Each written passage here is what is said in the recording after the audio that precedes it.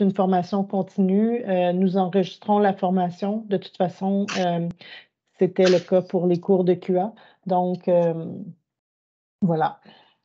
Est-ce que, Nina, tu as pu partir l'enregistrement? Oui, c'est fait. Merci beaucoup, Nina. Donc, je cède la parole à M. Jules Ducharme, que je remercie d'avoir pris le temps de préparer cette présentation et de partager son expertise sur le codage avec nous. J'invite aussi tous les participants et participantes à ouvrir leur caméra. C'est plus dynamique quand on voit des beaux visages. Vous avez tous des beaux sourires, je le sais, je vous ai vu la semaine passée. Alors, sur ce, je ferme mon micro et je vous souhaite une excellente présentation. Merci, Nina. Merci, Jules. Merci Simone, merci Nina aussi, puis merci à toute l'équipe qui est là. Écoutez, moi, ça fait partie, je suis tellement heureux de pouvoir rentrer un peu dans votre cours comme ça, à l'impromptu, mais je trouve ça vraiment enrichissant pour moi, puis et pour tout le monde d'autre qui veulent se joindre. Les instituts d'hiver, moi, j'ai fait partie, en fait, cette série ici, c'est Sous les lentilles. Font partie d'un institut en continu qui a commencé au mois d'août. Ensuite, il y en a eu une pendant le mois de novembre, je crois. Et donc, on voyait les mathématiques sur différentes lentilles, soit sur la compréhension conceptuelle ou même des situations riches. Enfin, sont tout enregistrés, puis on peut toujours aller les voir sur les instituts en continu. Mais celle-ci, c'est les mathématiques sous la lentille du codage. Je ne sais pas si vous avez remarqué aussi mon titre, par exemple, c'est les mathématiques sous la lentille du codage. Donc, c'est comme, on va faire un focus beaucoup plus sur les maths que le codage. Mais on va apprendre les maths, puis on va regarder comment est-ce que les mathématiques peuvent être utilisées ou vues sous le codage. OK. Je suis certain que quand je dis codage,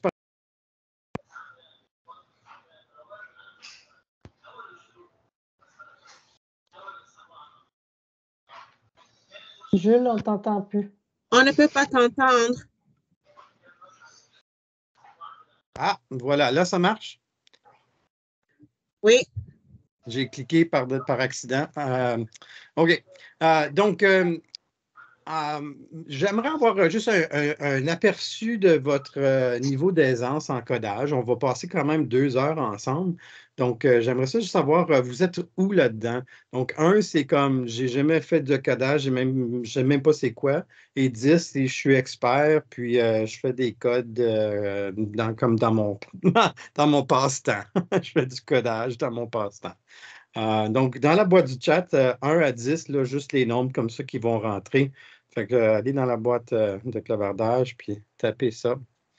En attendant, j'ai toujours mon lien ici pour la formation, puis la feuille de présence qui est là aussi.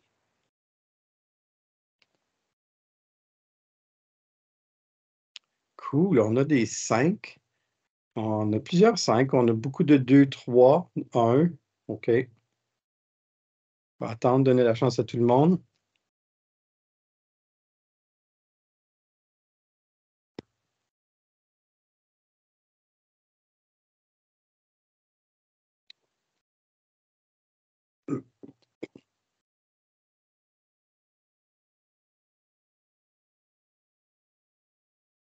Quatre, 5, OK. Nina, 8, woot, woot. À cause de Ruth Beatty.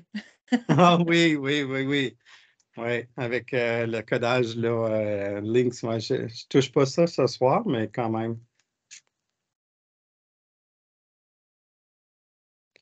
OK, donc c'est très, très bien. Donc, je pense qu'on est à la bonne place, puis on va voir. J'ai de la place dans la formation pour tout le monde. Donc, vraiment, on peut commencer là, de zéro, puis après ça, on va pouvoir construire. Puis ceux qui veulent, on va pouvoir parler de flow, puis vous pouvez aller un peu plus loin. Ceux qui sont déjà à un niveau, ils peuvent aller plus haut. Parce qu'on va s'amuser là-dessus. C'est vraiment un atelier qui se veut très interactif. Donc, on va essayer de voir comment on peut faire ça. Là, il ne faut pas que je pèse ça, ça ferme mon micro. Donc, ça, il faut que je clique sur mon écran en place. OK.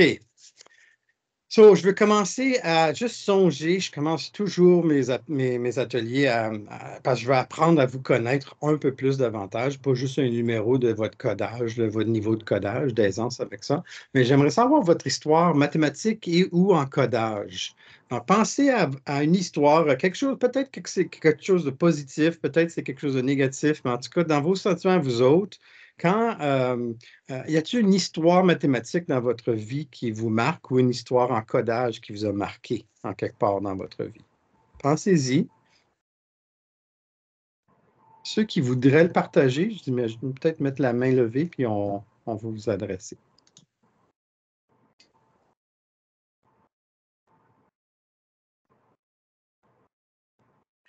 Vas-y, Sybille. Moi, je n'ai pas une grande expérience avec le codage personnellement, mais mon fils qui a un diagnostic d'autisme high functioning est super fan de codage et il prend des cours et c'est lui qui, jusque-là, je ne comprends pas. Il a 8 ans, mais il est très avancé là-dedans et il ne suit pas la méthode conventionnelle d'apprentissage. Il apprend beaucoup sur le tas et de façon très visuelle. Donc, il essaie tellement de choses, il fouille. Et voilà, donc c'est comme ça que je me suis un peu intéressée au codage et j'ai vraiment juste la base, mais rien de vraiment spécifique. Ça, c'est ce que j'ai trouvé fantastique, que quelque chose d'aussi complexe que lui qui a des habiletés un petit peu plus réduites soit capable de le faire alors que moi, je ne suis pas capable. Intéressant, hein? Donc, on se mesure toujours par un espèce de mesure, mais dans le fond, on peut tous se développer à différents niveaux. Puis, certainement, mon fils, c'est la même chose. Il est déjà plus avancé que moi en codage. Puis, il est en 11e année cette année. Donc, c'est incroyable de voir nos jeunes plus patauger là-dedans pour certains. C'est pas tout le monde. Je vois que Simone, tu dis le jour où mon enseignante m'a dit que j'avais pas la bosse des mathématiques. Ouais, oui. Est-ce qu'il y en a d'autres? Donc, je vois Marquise aussi qui est là. Oui, T'as ta main bonjour. levée? Moi, c'était durant la pandémie, puis on avait le nouveau curriculum, puis j'ai découvert le code.org. Puis là, j'ai commencé à jouer avec ça, puis ça monte aux élèves comme, tu sais, étape par étape. Puis là, moi, j'ai appris étape par étape. C'était du fun parce qu'il y avait des petits animaux qui, tu sais, faisaient le disco, toutes sortes de choses. Puis je faisais de la musique. Puis les élèves avaient vraiment bien ça. Puis moi, ça m'a permis vraiment d'apprendre le codage parce qu'il y avait des élèves qui jouaient Minecraft, qui étaient bien plus avancés que moi. Donc, c'était bien. Cool, excellent. Excellent. D'autres histoires de codage ou de mathématiques même?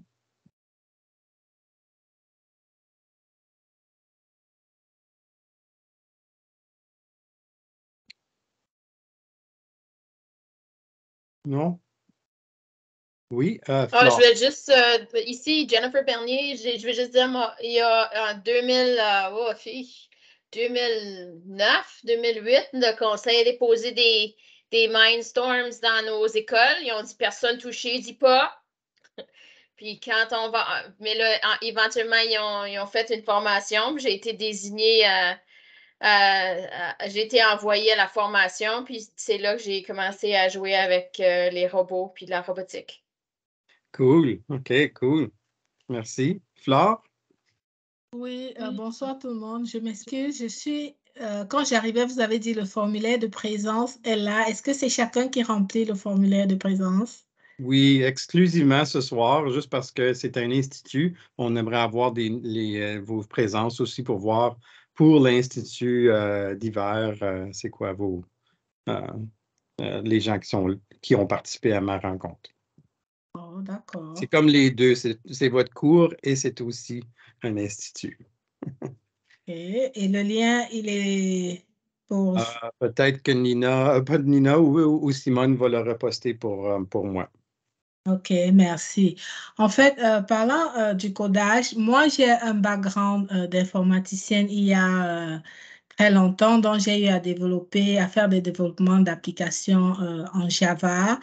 en SQL, j'ai fait du web, mais bon, ça fait comme vraiment longtemps que je ne me suis pas frottée à la chose.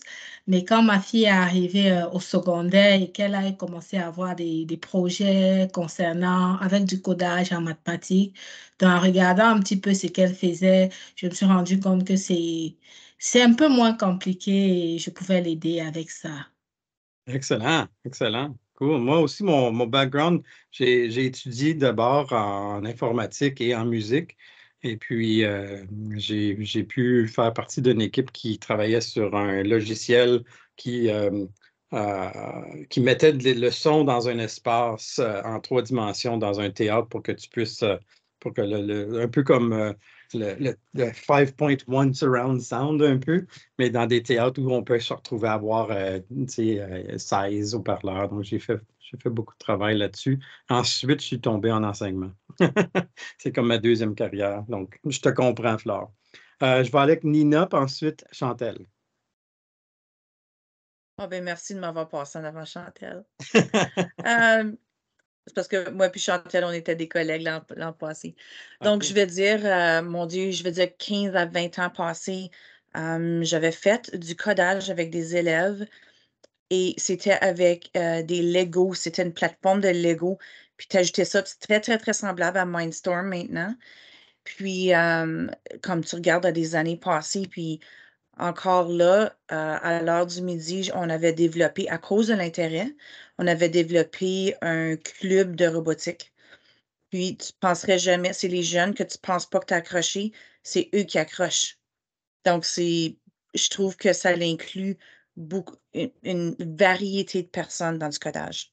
Donc, ça, c'est la beauté.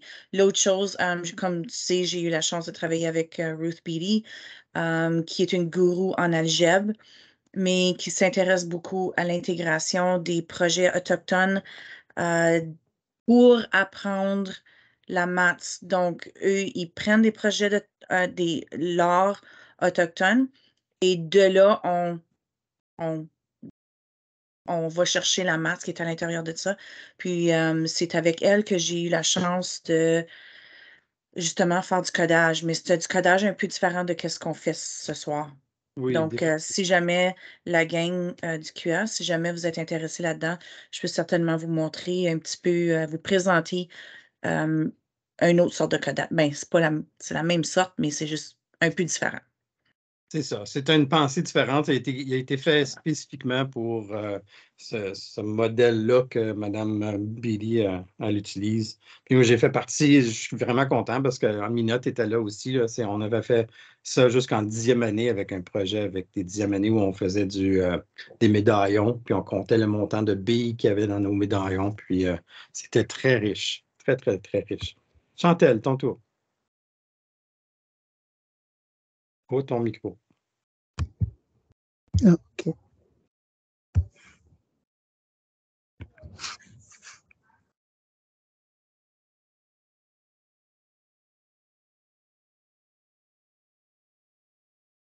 Là, tu m'entends-tu? Oui. Oui, OK. Excuse, c'est à cause que j'essaie des nouveaux écouteurs. Là. Donc, moi, c'est pas vraiment une histoire, mais c'est juste pour mentionner que nous, on a une salle Makerspace. Je suis à la Résurrection là, cette année.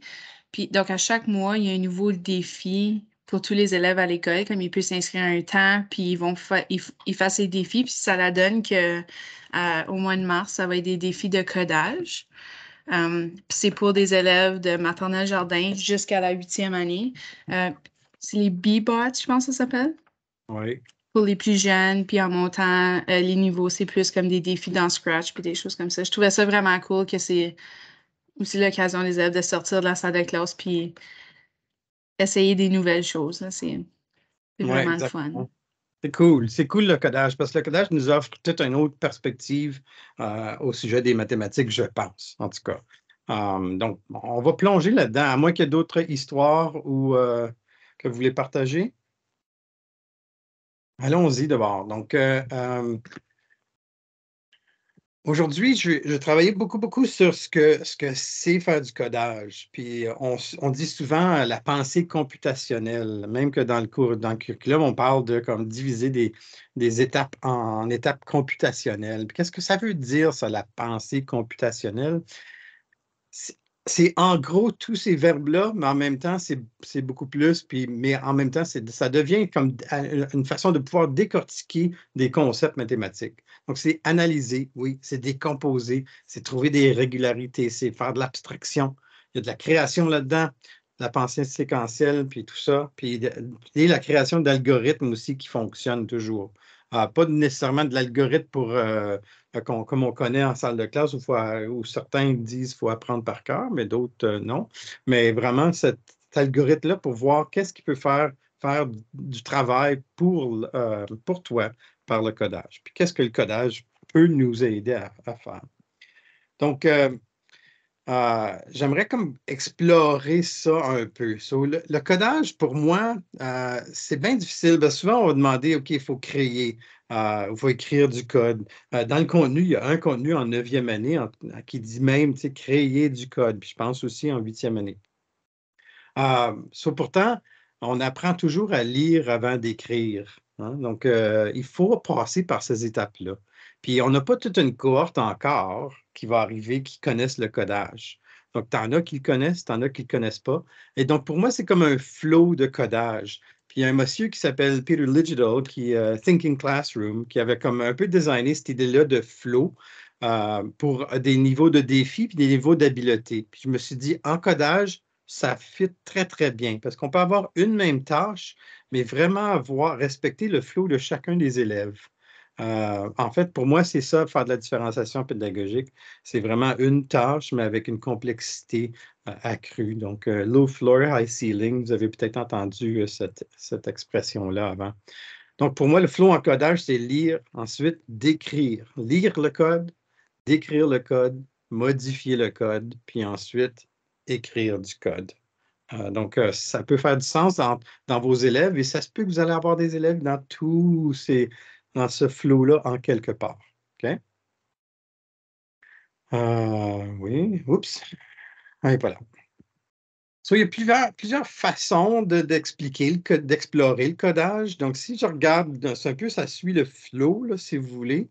L'enseignante peut donner un problème avec un pseudocode qui existe déjà. Ensuite, l'élève, ça serait d'expliquer le pseudocode. Le pseudocode, pour ceux qui ne le savent pas, c'est un code qui est écrit en langage un peu plus commun, mais qui n'est pas décrit dans un langage de programmation, dans un programme de langage de programmation. Donc, c'est bon de passer à travers la première étape de faire du pseudocode. C'est comme faire ton brouillon quand tu écris quelque chose en langue. Donc, c'est vraiment une belle façon de pouvoir analyser les choses. Donc, au début, on peut donner un problème et l'élève peut l'expliquer. Qu'est-ce qui se passe dans ce pseudocode-là? On peut aussi fournir du code, mais décrire chaque ligne aussi. Qu'est-ce que chaque ligne fait quand on fait du code? Une activité des fois que j'aime faire, c'est je donne du code, mais tout mélangé. Il faut le rassembler pour résoudre le problème. Ou des fois, on a du code avec des erreurs mathématiques. J'essaie de ne pas faire des erreurs de codage, parce que ça va arriver naturellement, mais on essaie de travailler vraiment la lentille des mathématiques par le code. Donc, je ferai des erreurs mathématiques. Peut-être que je n'ai pas multiplié, j'aurais dû peut-être additionner. Donc, on fait des erreurs comme ça, puis ensuite corriger les erreurs. On peut aussi fournir du code pour modifier, pour résoudre un autre problème. Puis, on peut aussi juste donner un problème mathématique, puis il faut créer le code pour le résoudre. Donc, c'est comme une espèce de flow aussi, ce côté-là. Donc, je ne vous cache pas, ça, c'est le curriculum. J'aime bien qu'on peut voir les 3 années quand vous cliquez dans le curriculum. Sûrement, vous avez déjà pataugé là-dedans. Et donc, ça, c'est les attentes où on voit défiler les 3. J'aimerais juste, par exemple, vous demander qu'est-ce qui ressort de ces 3-là, de ces 6 contenus d'apprentissage-là. Qu'est-ce que vous croyez qui est le plus important qui ressort dans tous ces 6 contenus d'apprentissage-là? Prenez le temps de les lire. Ceux qui ne l'ont pas déjà lu, c'est important. On va parler de ça beaucoup aujourd'hui. Qu'est-ce qui se passe entre la 6, 7 et 8? On va avoir une petite discussion sur ça.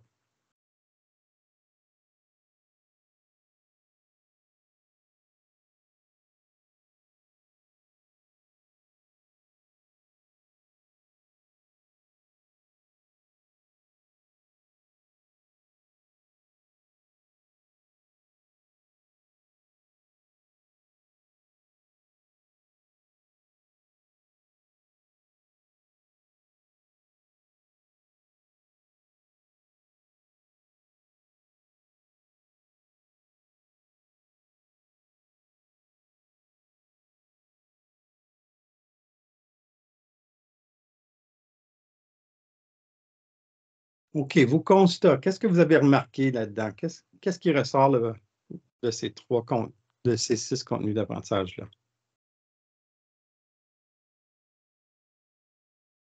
Pardon. Y a-t-il des mots qui vous sautent à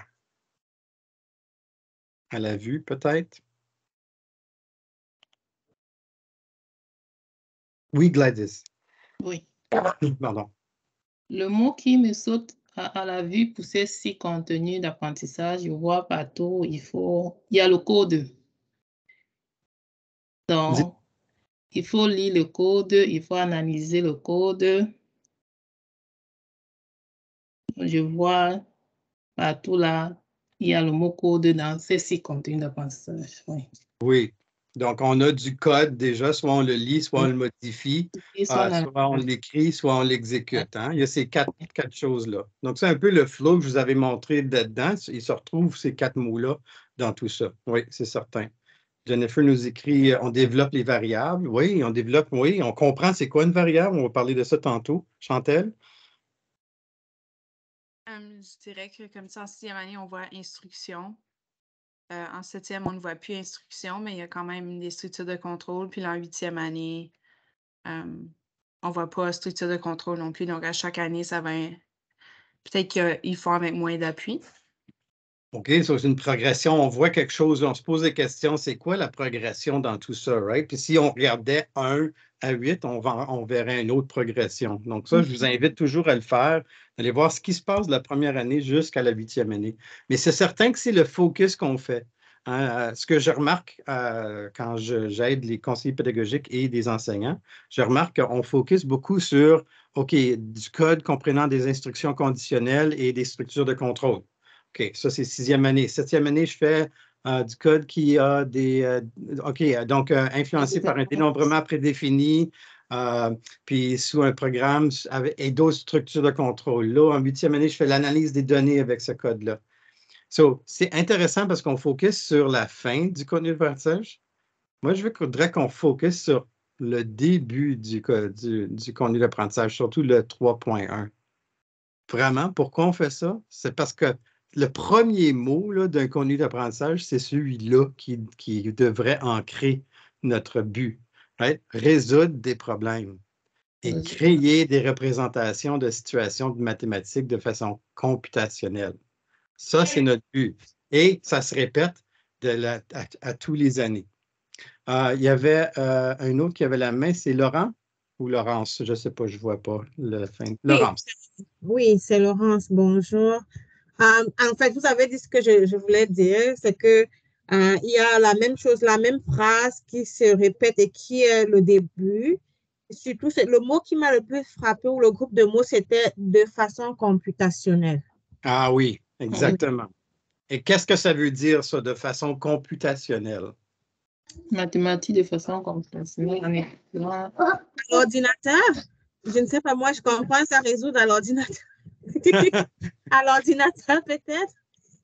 Mais une computationnelle veut dire, il y a le mot computation, donc ça veut dire prendre des étapes, créer des étapes individuelles pour résoudre un problème. Je vais te donner un exemple, par exemple, la multiplication, right? Juste quand je multiplie, je ne parle pas de codage, juste en mathématiques. La multiplication, elle représente quelque chose. La multiplication fait quelque chose, puis on peut la diviser en étapes computationnelles. Donc, si je dis 4 fois 5, bien, vraiment, ce que je suis en train de faire, c'est 5 plus 5 plus 5 plus 5. Ça, c'est mes étapes computationnelles. Donc, quand on pense à un problème mathématique, il faut se poser, ça, c'est le but de ce contenu d'apprentissage-là. Oui, c'est par l'entremise de structures de contrôle spécifiques à l'année, mais c'est vraiment de pouvoir prendre un problème là, et le diviser en petites étapes computationnelles pour pouvoir voir le code. OK? Je ne vous cache rien, l'ordinateur, comme tel, les microprocesseurs ont seulement à peu près 2 commandes en mathématiques, puis ils l'utilisent pour tout faire. L'addition, la soustraction. Parce que si on veut additionner, si on veut multiplier, ben, c'est juste de l'addition répétée. C'est juste qu'ils sont capables de le faire super rapidement. Fait que les autres, qui ont pas, l'ordinateur ne pense pas en multipliant. Il additionne ou il soustrait. Parce qu'on peut aussi diviser, c'est juste de la soustraction répétée. On la fait super, super rapidement. Mais donc, il faut avoir ce pont-là entre le problème maths puis le codage, puis de pouvoir penser à comment je peux décortiquer mon problème mathématique pour développer davantage la compréhension conceptuelle de cette mathématique-là par l'entremise du codage. C'est la raison d'être du codage dans le cours de 8e année, de 7e, 8e et de 9e. Ce n'est pas nécessairement un cours en codage, qui est toute une autre affaire. Right? OK. Donc, on voit la même chose dans la progression de 7 à 9. Donc, vous êtes très chanceux, vous autres, parce que vous êtes un peu dans le côté entre les deux. Si vous allez au curriculum de 1 à 8, vous allez voir 6, 7, 8. Puis si vous allez au curriculum de 9e année, il y a un tableau de correspondance qui va montrer la 7, 8, 9. C'est toujours important de savoir ce qui vient avant puis ce qui vient après ce que vous enseignez. Donc, en 9e année, on voit, on a déjà vu, ça c'est les attentes du cours, fait que regardez un peu, même les attentes commencent avec résoudre des problèmes et créer des représentations, résoudre des problèmes. Et ici, c'est mettre en application ces habiletés en codage pour représenter dynamiquement des concepts mathématiques. Rien d'autre en 9e année. C'est ce qu'on fait là. On fait des maths par le codage. Fait que, j'espère que ça se voit, puis on va voir avec nos exemples comment on peut faire ça. Voici donc, ça c'est un tableau de correspondance qu'on a utilisé pour expliquer d'où ça vient. Donc, vous allez remarquer qu'on est allé chercher un contenu d'apprentissage en algèbre, en 7 et 8, pour être à l'équivalence de celle de... Ça, c'est nous, on a 3 en 9e année. Je dis nous parce que, parenthèse, j'ai assiégé sur la création du cours de 9e quand j'étais au ministère. J'étais là 2 ans, donc j'ai eu la chance de développer avec une équipe le cours de 9e année. Donc, on avait pensé à ces 3 contenus d'apprentissage-là. Donc, c'est vraiment de forcer d'utiliser le codage pour démontrer sa compréhension des concepts algébriques, y compris les variables, les paramètres, les équations, les inéquations. Donc, imaginez faire ça en 7 et 8.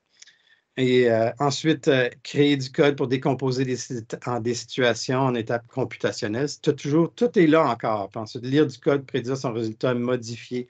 Toutes les étapes du flow sont là dans toutes les attentes. Remarquez, par exemple, c'est que dans tous les contenus d'apprentissage, surtout en 9e, on met des exemples de codage dans tout le domaine. Moi, je trouve que, oui, il fallait le placer quelque part. Il est en algèbre. Hein, mais codage peut se retrouver dans toutes les étapes mathématiques. Quelle belle façon de faire de la littératie financière, du raisonnement spatial, même du travail de nombre, décortiquer des choses avec nombre. Donc, on peut utiliser du codage partout, pas juste pour faire du codage. OK. OK, ça, c'était tout comme genre de théorie. Là, je veux parler avec des concepts de codage. Là, j'ai juste un symbole. Qu'est-ce que ça veut dire pour vous autres, ce symbole-là? Je ne vais même pas le nommer parce que juste le nommer, ça va orienter votre pensée, je pense. So, ce symbole-là, que veut-il dire pour vous? Gladys, on va commencer avec toi.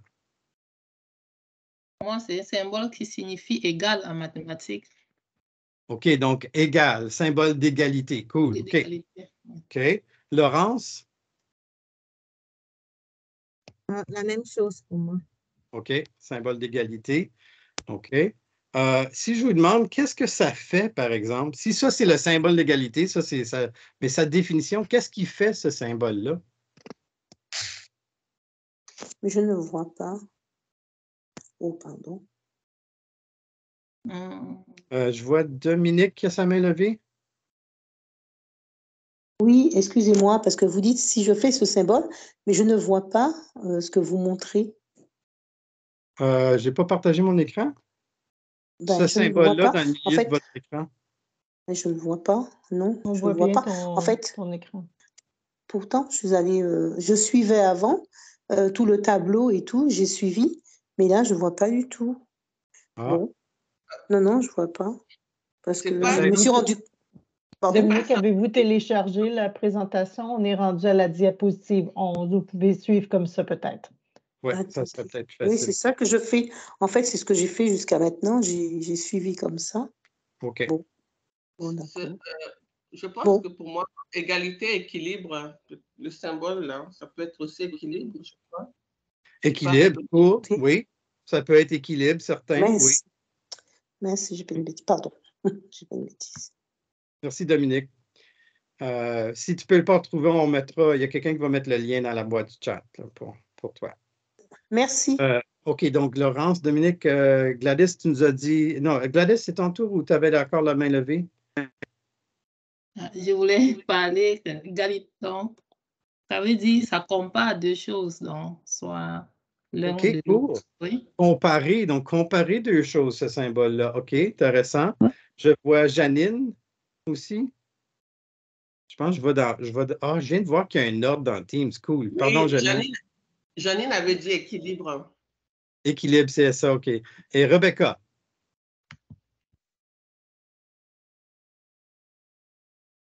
Rebecca, tu avais la main levée aussi? Ah, tu dois enlever ta sordine. J'allais dire compare, comme quelqu'un l'a dit tout à l'heure. Comparer. Donc, OK. Oui. Intéressant. Donc, on a comparé, puis on a la compréhension d'égalité aussi. OK, très intéressant. Je ne vous cache rien. Dans mon premier cours en codage, parce que j'ai fait un bac en informatique, la première question, et c'était la majorité c'était 2 questions en fait. Ça, c'était la première question, puis ça dit « Explique ce symbole ». Wow! Fait que ça, c'était la seule question. Fait qu'imagine-toi, même à l'université, on se pose la question sur ça. Là, je vois des mains levées qui demandent. Donc, on a Dominique encore, puis ensuite Élise. Donc, Dominique. Peut-être c'est une main ancienne. Élise, prochaine. Faut t'enlèves ton... Oui, symbole d'égalité, on peut dire que le symbole d'égalité entre des équations, entre les nombres, l'équilibre, ça peut être vaste, surtout en algèbre. Oui. Donc, parlons d'algèbre, par exemple. Donne-moi un exemple de ce symbole-là, mais d'un contexte algébrique. En contexte algébrique, si je prends les variables, je peux mettre A plus B est égal à 3 plus 5, exemple. Okay. Ça, c'est je prends les variables et avec la situation d'égalité de l'autre côté, donc ça va m'aider à trouver mes variables. Cool. Donc, j'ai 2 choses qui sont additionnées ensemble, qui me donnent la valeur qui est équivalent à une équivalence entre les 2 voilà. côtés. OK, ouais. Cool, OK.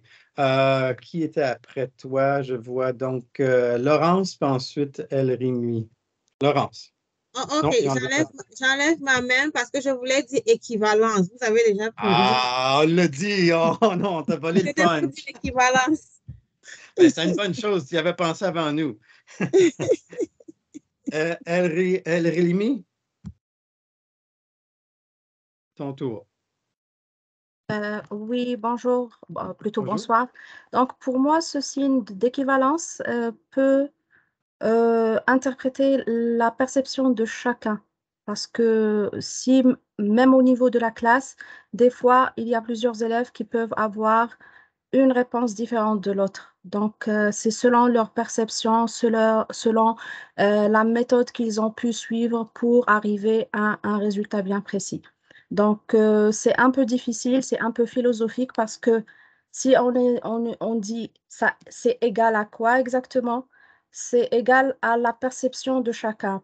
Peut-être moi, je vois les choses différemment qu'une autre personne. Et je vais donner une autre interprétation alors qu'une autre personne va donner le contraire de mon interprétation. Et peut-être qu'on va être toutes les deux, qu'on va avoir raison et peut-être qu'on va avoir tort par rapport à ça. Donc, moi, je l'ai lié par rapport à ça. Très intéressant.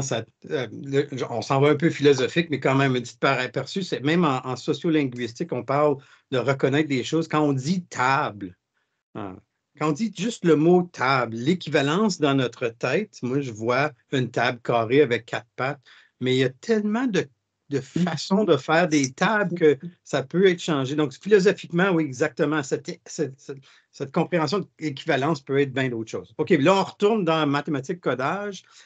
Sybille, tu as la main levée encore. Vas-y.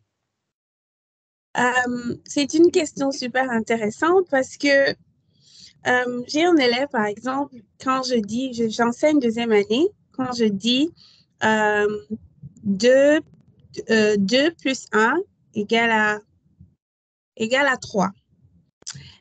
Et l'élève me dit non. Et je dis, mais non, pourquoi non? Parce que c'est comme ça qu'on enseigne au niveau de deuxième année. Donc, je me dis que l'égalité aussi, ça dépend vraiment du niveau, ça dépend de l'enseignement, de l'apprentissage. Et l'élève, pour appuyer son raisonnement, me dit non, c'est pas vrai, parce que si je prends 2 tas de sable et je mélange à 1 tas de sable, ça me donne 1 tas de sable. Donc, techniquement, c'est vrai. Donc, 2 tas de sable plus 1 tas de sable, ça ne me donne pas 3 tas de sable. De façon pratique, ça me donne 1 tas de sable. Je pense que c'est équivalent, oui, mais il y a des... Oui, c'est ça. Donc, vous voyez comment ça peut, comme juste côté mathématique, là, on a beaucoup de discussions. Ça fait déjà 5 minutes qu'on parle d'un symbole, imaginez. Je pense qu'on pourrait faire un cours d'université juste avec ce symbole-là, je pense, pour parler de plein de choses. Mais en codage, qu'est-ce que ça peut avoir de l'air? Par exemple, ce symbole d'égalité-là, ça veut dire quoi dans ces 3 situations-là? Si on regarde à gauche, on a une situation de codage, puis ensuite, j'ai 2 exemples algébriques, si vous voulez. Là. OK. Donc, à gauche, en haut à gauche, peut-être, ou allez-y, comme jaser de n'importe quoi. Ça représente quoi le symbole légal dans ces 3 situations-là? Vas-y, Sybille, tu commençais à parler ou c'est Dominique qui a la main levée maintenant? Tout de suite. Oui, vas-y, Dominique, vas-y. Non, mais ça indique en fait qu'on s'attend à un résultat, non? On s'attend à un résultat? Le égal, ça veut dire qu'on attend un résultat, non? Qu'il y a une opération. Pas nécessairement. En fait. Ah bon. C'est ça qui arrive en codage. On a une autre définition, en fait, 2 autres définitions de ce que égalité, de symbole d'égal peut être. Si on regarde ici en haut à gauche, je vois que je compare 2 nombres entiers avec un symbole d'égalité. Si ce nombre-là est égal à ce nombre-là, alors. Donc, en codage, on utilise énormément de ce symbole-là pour comparer. OK? En algèbre, si on regarde en bas ici, en algèbre, ça ici, on n'a comme aucun problème de savoir ce que le symbole d'égal veut dire. Ça veut dire, j'ai 2 formes ici, j'ai 2x moins 3, puis ici, j'ai un autre qui est x plus 10, puis je sais que les 2 sont égales. Donc, j'ai comme comme on le sait automatiquement, je veux savoir quelle valeur de x, right? Parce que c'est comme c'est comme 2 histoires différentes. Ça, c'est une histoire avec un x, puis ça, c'est une autre histoire avec un x, puis ça donne que les 2 sont égales. Donc, il y a juste une valeur que x peut être pour que ces 2-là soient égales. Donc, on a 2 formes d'histoire avec ce x-là. Ça, ce n'est pas du codage. En codage, on ne peut pas faire ça. On peut comparer, par exemple, mais ça ici, c'est la résolution d'équations, c'est un autre domaine.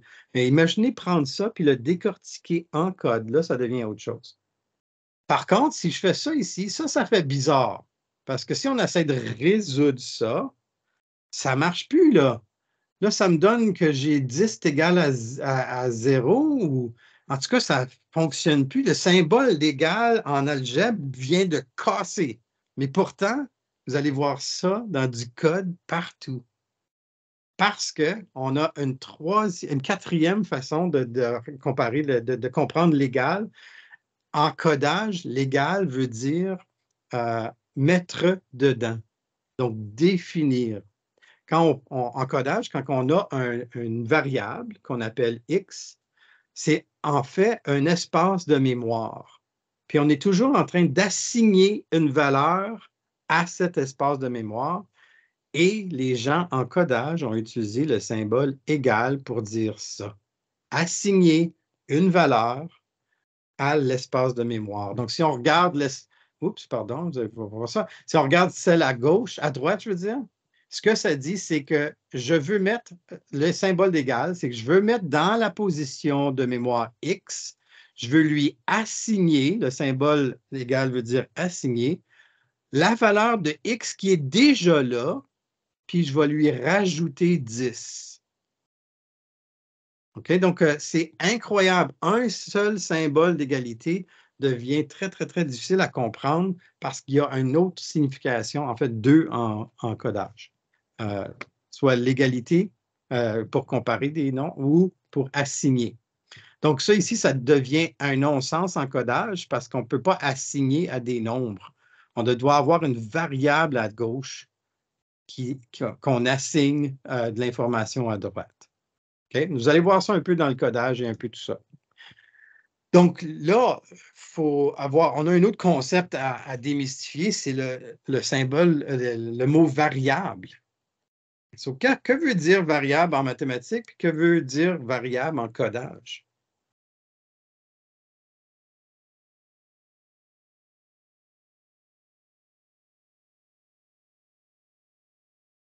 Oui, Gladys. Oh, ton micro est en sourdine. OK. Et si je vais essayer de dire ce que je pense, ce que j'entends par variable en mathématiques, pour moi, variable en mathématiques veut dire c'est un inconnu, ce qu'on ne connaît pas. Donc, c'est qu'au fur et à mesure, ce qui peut changer, ça peut prendre n'importe quelle valeur. OK, là, tu touches à quelque chose. Il y a une différence aussi entre une variable et un inconnu, je pense aussi. Hein? Donc, c'est quoi la différence entre un inconnu et une variable?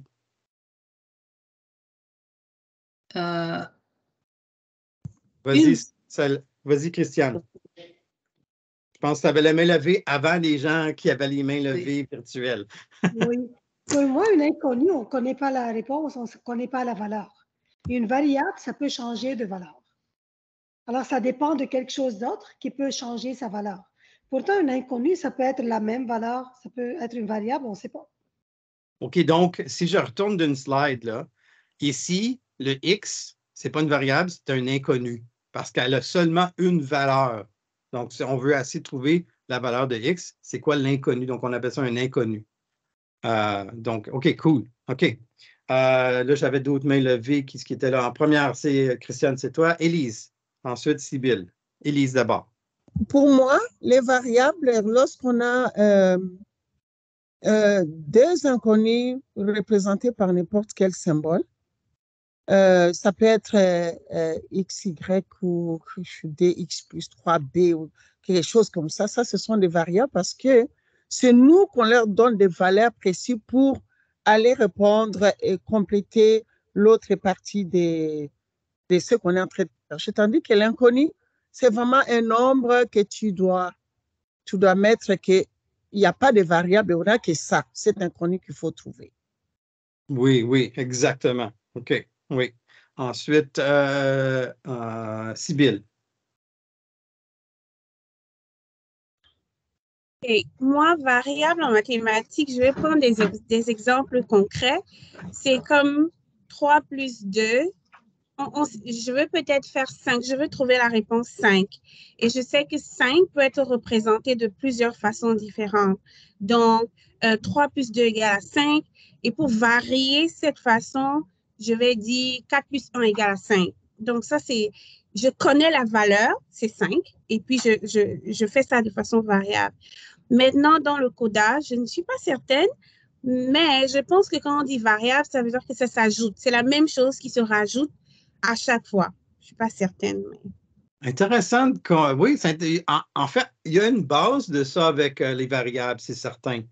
Mais Christiane, est-ce que tu avais les mains? C'était une vieille main, ça? Non? OK. J'aime ça des vieilles mains, comme on appelle. En tout cas, oui, donc le sens de la variable, tu y touches, Sybille. Tu es proche de ce que la variable veut dire en codage. La variable en codage, c'est vraiment un espace de mémoire. Hein? On a de la mémoire vive dans notre ordinateur, puis on est toujours en train de mettre une valeur qu'on veut accéder plus tard. Puis, à un moment donné, on va utiliser le symbole d'égal pour assigner une valeur à cette mémoire-là. Plus tard, on va pouvoir utiliser cette mémoire-là, qu'on appelle variable. Elle représente la valeur qu'il y a dans l'espace de la mémoire qu'on a réservé. Donc, il y a déjà comme un nombre à cette affaire-là, ou il y a un nombre où des fois, c'est d'autres choses aussi. On peut avoir du texte qui est une variable, donc une chaîne de caractères qu'on garde dans une mémoire, puis on appelle ça une variable encore. Donc, c'est intéressant qu'en codage, même variable, c'est comme proche, ça veut dire presque la même chose, mais ça a comme un concept beaucoup plus concret en codage, où je suis en train de mettre quelque chose dedans. Puis cette mémoire-là reste là, puis si je veux avoir accédé, il faut que je dise, va chercher la variable qui s'appelle X. Par exemple, ici, même en Scratch, on dit mettre. Mettre X à 20. So, je veux mettre dans la mémoire qui s'appelle X 20. Là, j'ai une variable qui s'appelle X, puis je sais que son nombre, c'est 20. Donc, à gauche, je vais avoir après ça, mettre X à la valeur qu'il y a X comme c'est là, puis je vais y additionner 5. Fait que si jamais je faisais dis-moi ce que la valeur de X est, là, comme l'imprimer à l'écran, après ce code-là, X serait 25. OK? Donc, c'est intéressant que ça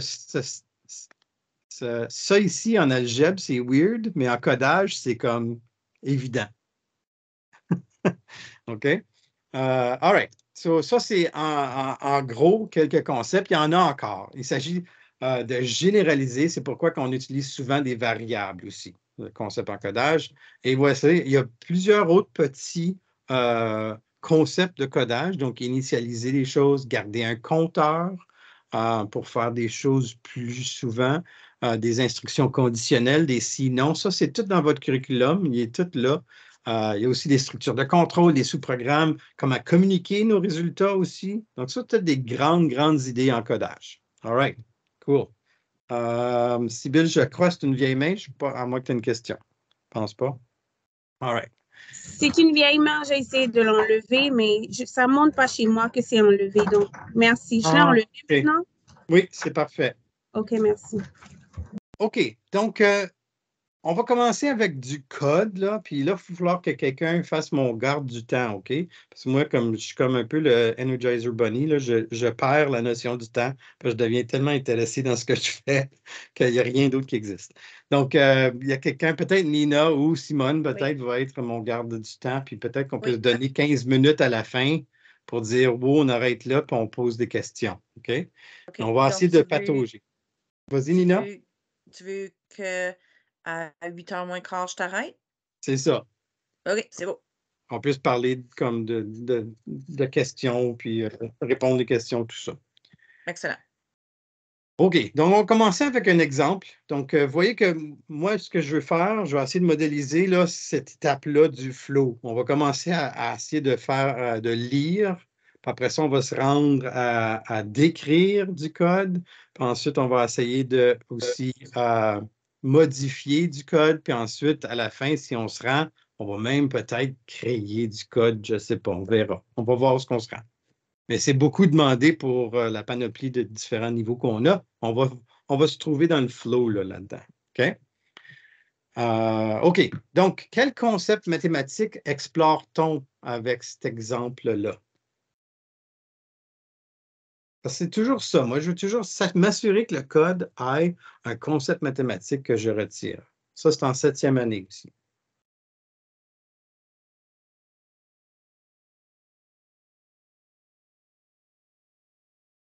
En passant, ça, c'est ce qu'on appelle du pseudocode. Puis, le curriculum a beaucoup d'exemples avec du pseudocode comme ça parce qu'on ne peut pas préconiser un système plus que d'autres au ministère. Mais c'est bien parce que je trouve que ça commence très bien à voir le code plutôt que de s'embêter dans un système de codage. Je vous laisse y songer parce que c'est pas facile de regarder du pseudocode pour voir ce qui se passe.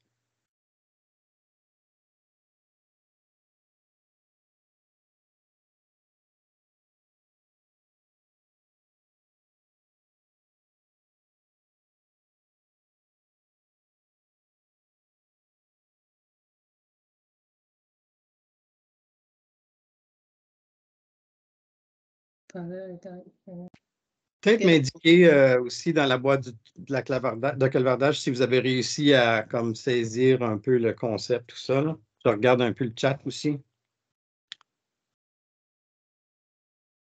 Je vois Laurence qui a la main levée. Oui, est-ce que je peux répondre? Oui, vas-y. Oui, la question c'était quoi? De savoir quel domaine, Quel concept mathématique explore-t-on? quel concept mathématique? Ce sont les suites. Oui, donc c'est un problème de suite. Donc, vous voyez qu'on peut prendre des suites qui semblent être très concrets quand même et en faire un exemple de codage. Là. Oui, il y a un algorithme. Apparemment, la régularité, ça doit être enlevé 50 à chaque fois parce que le rang au départ, c'est 0 et la valeur de départ, c'est 200. Et on te dit qu'au rang 1, on a pour arriver au rang 1, on a fait la valeur moins 50 et là, on est rendu au rang 1. Ça veut dire que peut-être la prochaine valeur dans la suite, ça va être 150 et peut-être ainsi de suite. Je ne suis pas certaine, mais ça, c'est ce que je comprends de ce que je vois. OK, cool. Est-ce qu'il y en a qui ont vu ça? Je vois Laurence qui a sa main levée. Ou c'est-tu Laurence à qui on parlait? C'est moi qui venais de répondre. Désolée. OK, je vais mettre ma caméra. OK, pardon. Est-ce qu'il y en a qui ont vu un peu cette étape-là aussi? On va le décortiquer ensemble, ça vous va? Fait qu'au premier, garde. Là, j'espère que le symbole d'égalité vient répondre à ce qu'on vient de faire. Là. Ça devient, c'est logique maintenant. Dominique, vas-y. Non, j'étais en train de répondre. Vous avez posé une question. Est-ce qu'il y en avait qui avaient vu? Ben oui, j'avais vu. 200, moins 100, moins 50, plus 1. En fait, voilà. En fait, on fait le calcul au fur et à mesure. On suit les instructions. D'accord. Non, j'ai répondu juste à la question. Vous avez dit, est-ce qu'il y en a qui avaient vu? J'ai dit oui. C'est tout. Donc, ça devient très intéressant, mais pour certains élèves, c'est un peu difficile à comprendre aussi. Puis répéter jusqu'à, ça, c'est peut-être la plus grande des bizarres, là, un peu. Donc, vous voyez, il y a un symbole ici d'inégalité qu'on utilise ici pour comparer deux choses. On veut aller chercher la valeur qu'il y a dans cette mémoire-là, puis on va aller vérifier qu'elle est plus petite ou égale que moins 1, puis on va le faire jusqu'à temps, moins 100, je veux dire. On va le faire jusqu'à temps. On a une suite numérique, oui. On pourrait s'en servir comme suite numérique, c'est certain, oui. Ou peut-être qu'il y avait comme vraiment des tuiles carrées, puis on avait 100, je ne sais pas, on avait 200, puis ensuite. Mais on voit très, très bien l'assignation. Right? On a assigné 200 la valeur, on a assigné 0, et on voit que là, à chaque fois qu'on refait cette boucle, on soustrait 50 à chaque fois. Donc, je vois ma règle et ensuite, je vois mon rang qui augmente de 1, mon compteur, un autre concept en programmation et tout ça. OK. Donc, ce que j'aimerais peut-être passer à ce moment ici, c'est peut-être faire du codage. Comment est-ce qu'on pourrait mettre ce codage-là dans Scratch, par exemple? Ce soir, je vais utiliser Scratch. Puis j'ai aussi ouvert Python si jamais on veut faire du texte pour ceux qui sont plus avancés, si on veut patauger là-dedans. J'ai une application qui s'appelle Replit pour faire aussi la même chose, mais avec du code en mode texte. Mais je pense qu'on va être bon avec Scratch. C'est en mode bloc. Puis, il y en a plusieurs comme ça. Il y a MBlock, tout ça. Moi, je ne préconise pas un ou l'autre. C'est juste que Scratch, je sais qu'il est accessible par tous les conseils. Je sais qu'il y a certains conseils que MBlock n'est pas utilisé. En tout cas, bref, je ne suis pas ici pour vendre une plateforme plutôt qu'une autre. C'est juste que celle-là est plus reconnue pour l'instant. OK, donc on va juste transiger vers... Attends, si je fais ça, puis je fais ça ici. Right on. So, j'ai mon problème de 7e année ici. Puis, on va essayer de travailler ensemble sur comment est-ce que je pourrais...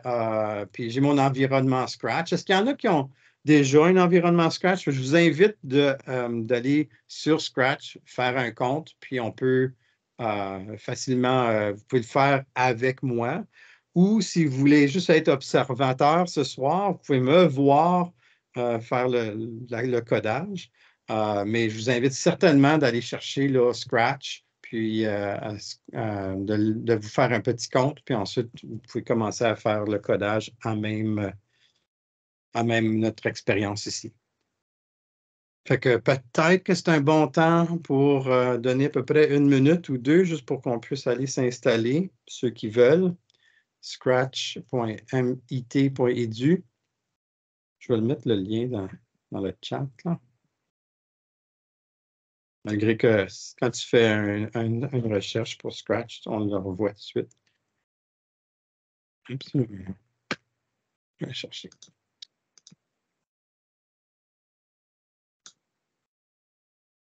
All right. Je vais mettre ça dans le code, dans le chat, et voilà. Pour ceux qui veulent l'installer. Je vais commencer quand même, comme ça, pendant cet exemple ici, vous allez avoir la chance de créer votre compte et tout ça. Mais pour ceux comment est-ce qu'on pourrait mettre ce code, ce pseudo-code-là en code? C'est quand même une des premières étapes quand tu vois un pseudo-code, on pourra essayer de le mettre en code dans le flow. Est-ce qu'il y en a qui connaissent Scratch? Un peu. Peut-être. OK.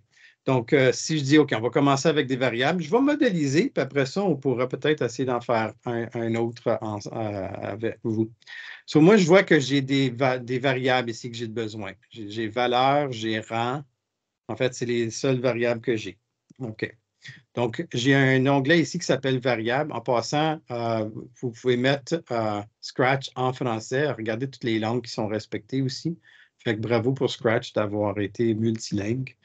Donc, je vais cliquer sur les variables. N'oubliez pas que ma variable, c'est comme un espace dans mémoire, right? Donc, je crée une variable, je vais l'appeler valeur. On va commencer avec celle-là. All right. Là, j'ai une variable que je peux traîner puis mettre dans mon espace qui s'appelle valeur. OK. On peut créer aussi la deuxième. On a besoin de rang. Excellent. Fait que là, j'ai valeur et rang, sont parfaits.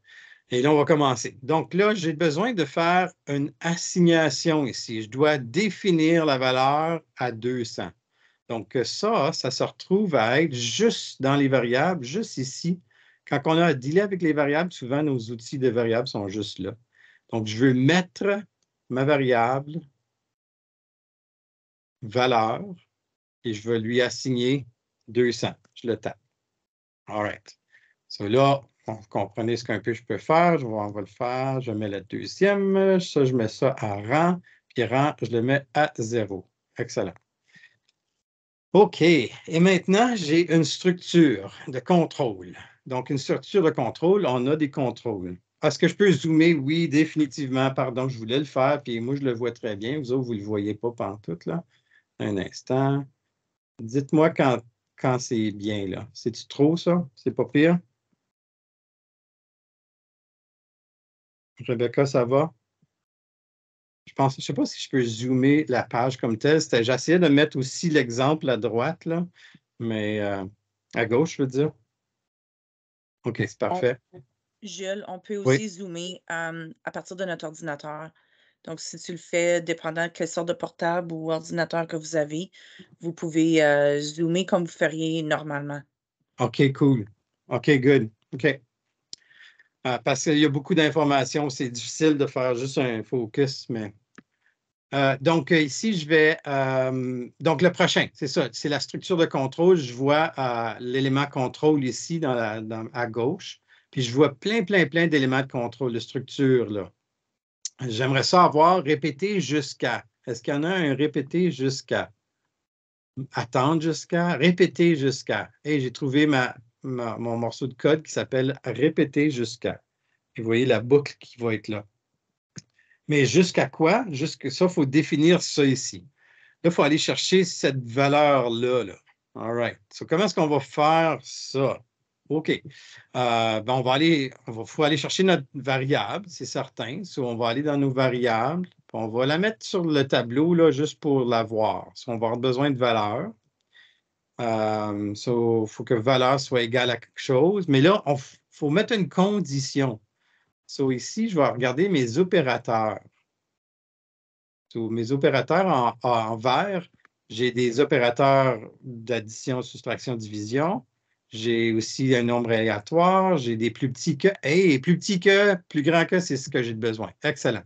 Donc, j'ai besoin d'un. Et là, je remarque, on a un problème. On a déjà un problème. Je ne vois pas de plus petit ou égal. Là, on fait quoi? D'après vous, comment est-ce qu'on pourrait diviser de façon computationnelle cette condition de vérifier si la valeur est plus petite ou égale à moins 100?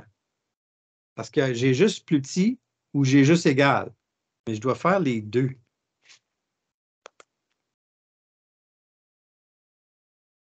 Y a-t-il quelqu'un qui aurait une solution pour moi?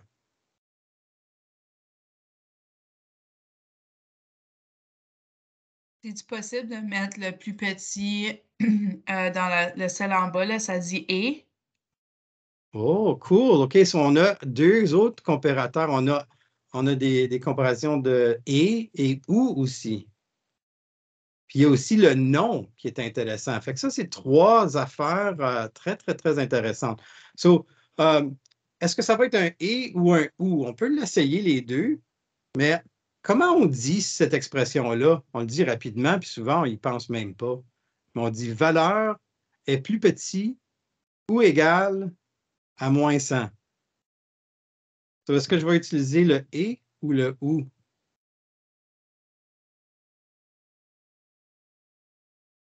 Donc là, on va penser comme un ordinateur. Moi, il dit et.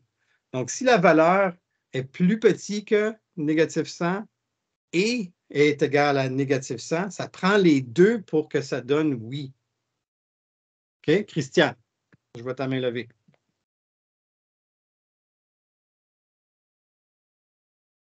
Oh, tu es en sourdine si tu parles.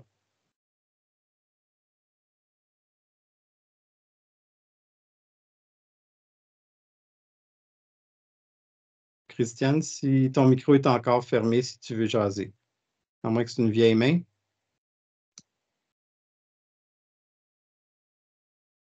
Peut-être encore en sourdine. Non? On voit le symbole de sourdine, mais... Ah, je m'excuse, je pense que j'ai fermé ma caméra au lieu de mon micro, puis j'ai... pas de problème. Je suis sur la page de mettre valeur plus petit à 200. Est-ce que je suis sur la bonne page? Parce que j'entends différemment de ce que je vois. OK. On est sur l'exemple de 7e année, valeur, rang, là, ce que tu vois à gauche ici. Là. OK, c'est ce qui est à gauche. Alors, ce qui est en orange, ça, c'est pour répondre à cela ou c'est...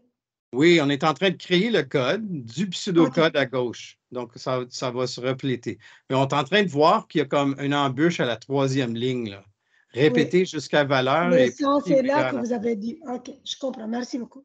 OK, ça va. Je suis désolé, je ne peux rien suivre. Pourtant, je suis sur Teams. Alors, peut-être essayer de rentrer. Dominique a de la misère avec sa connexion aujourd'hui. Pauvre Dominique. OK, donc, valeur est plus petit ou égal à moins 100. Donc, il faut penser à ça. Lorrain, pardon. C'est possible. C'est Chantal. Oui, c'est correct. OK, j'ai une question. Et ça veut-tu dire que ça va dire oui aux deux ensemble? Ça, tu viens de catcher. Il faut que les deux soient vrais pour que le « et » retourne vrai. OK. Okay? C'est là où il faut penser computationnellement. Exactement. Donc, le plus petit est égal, c'est...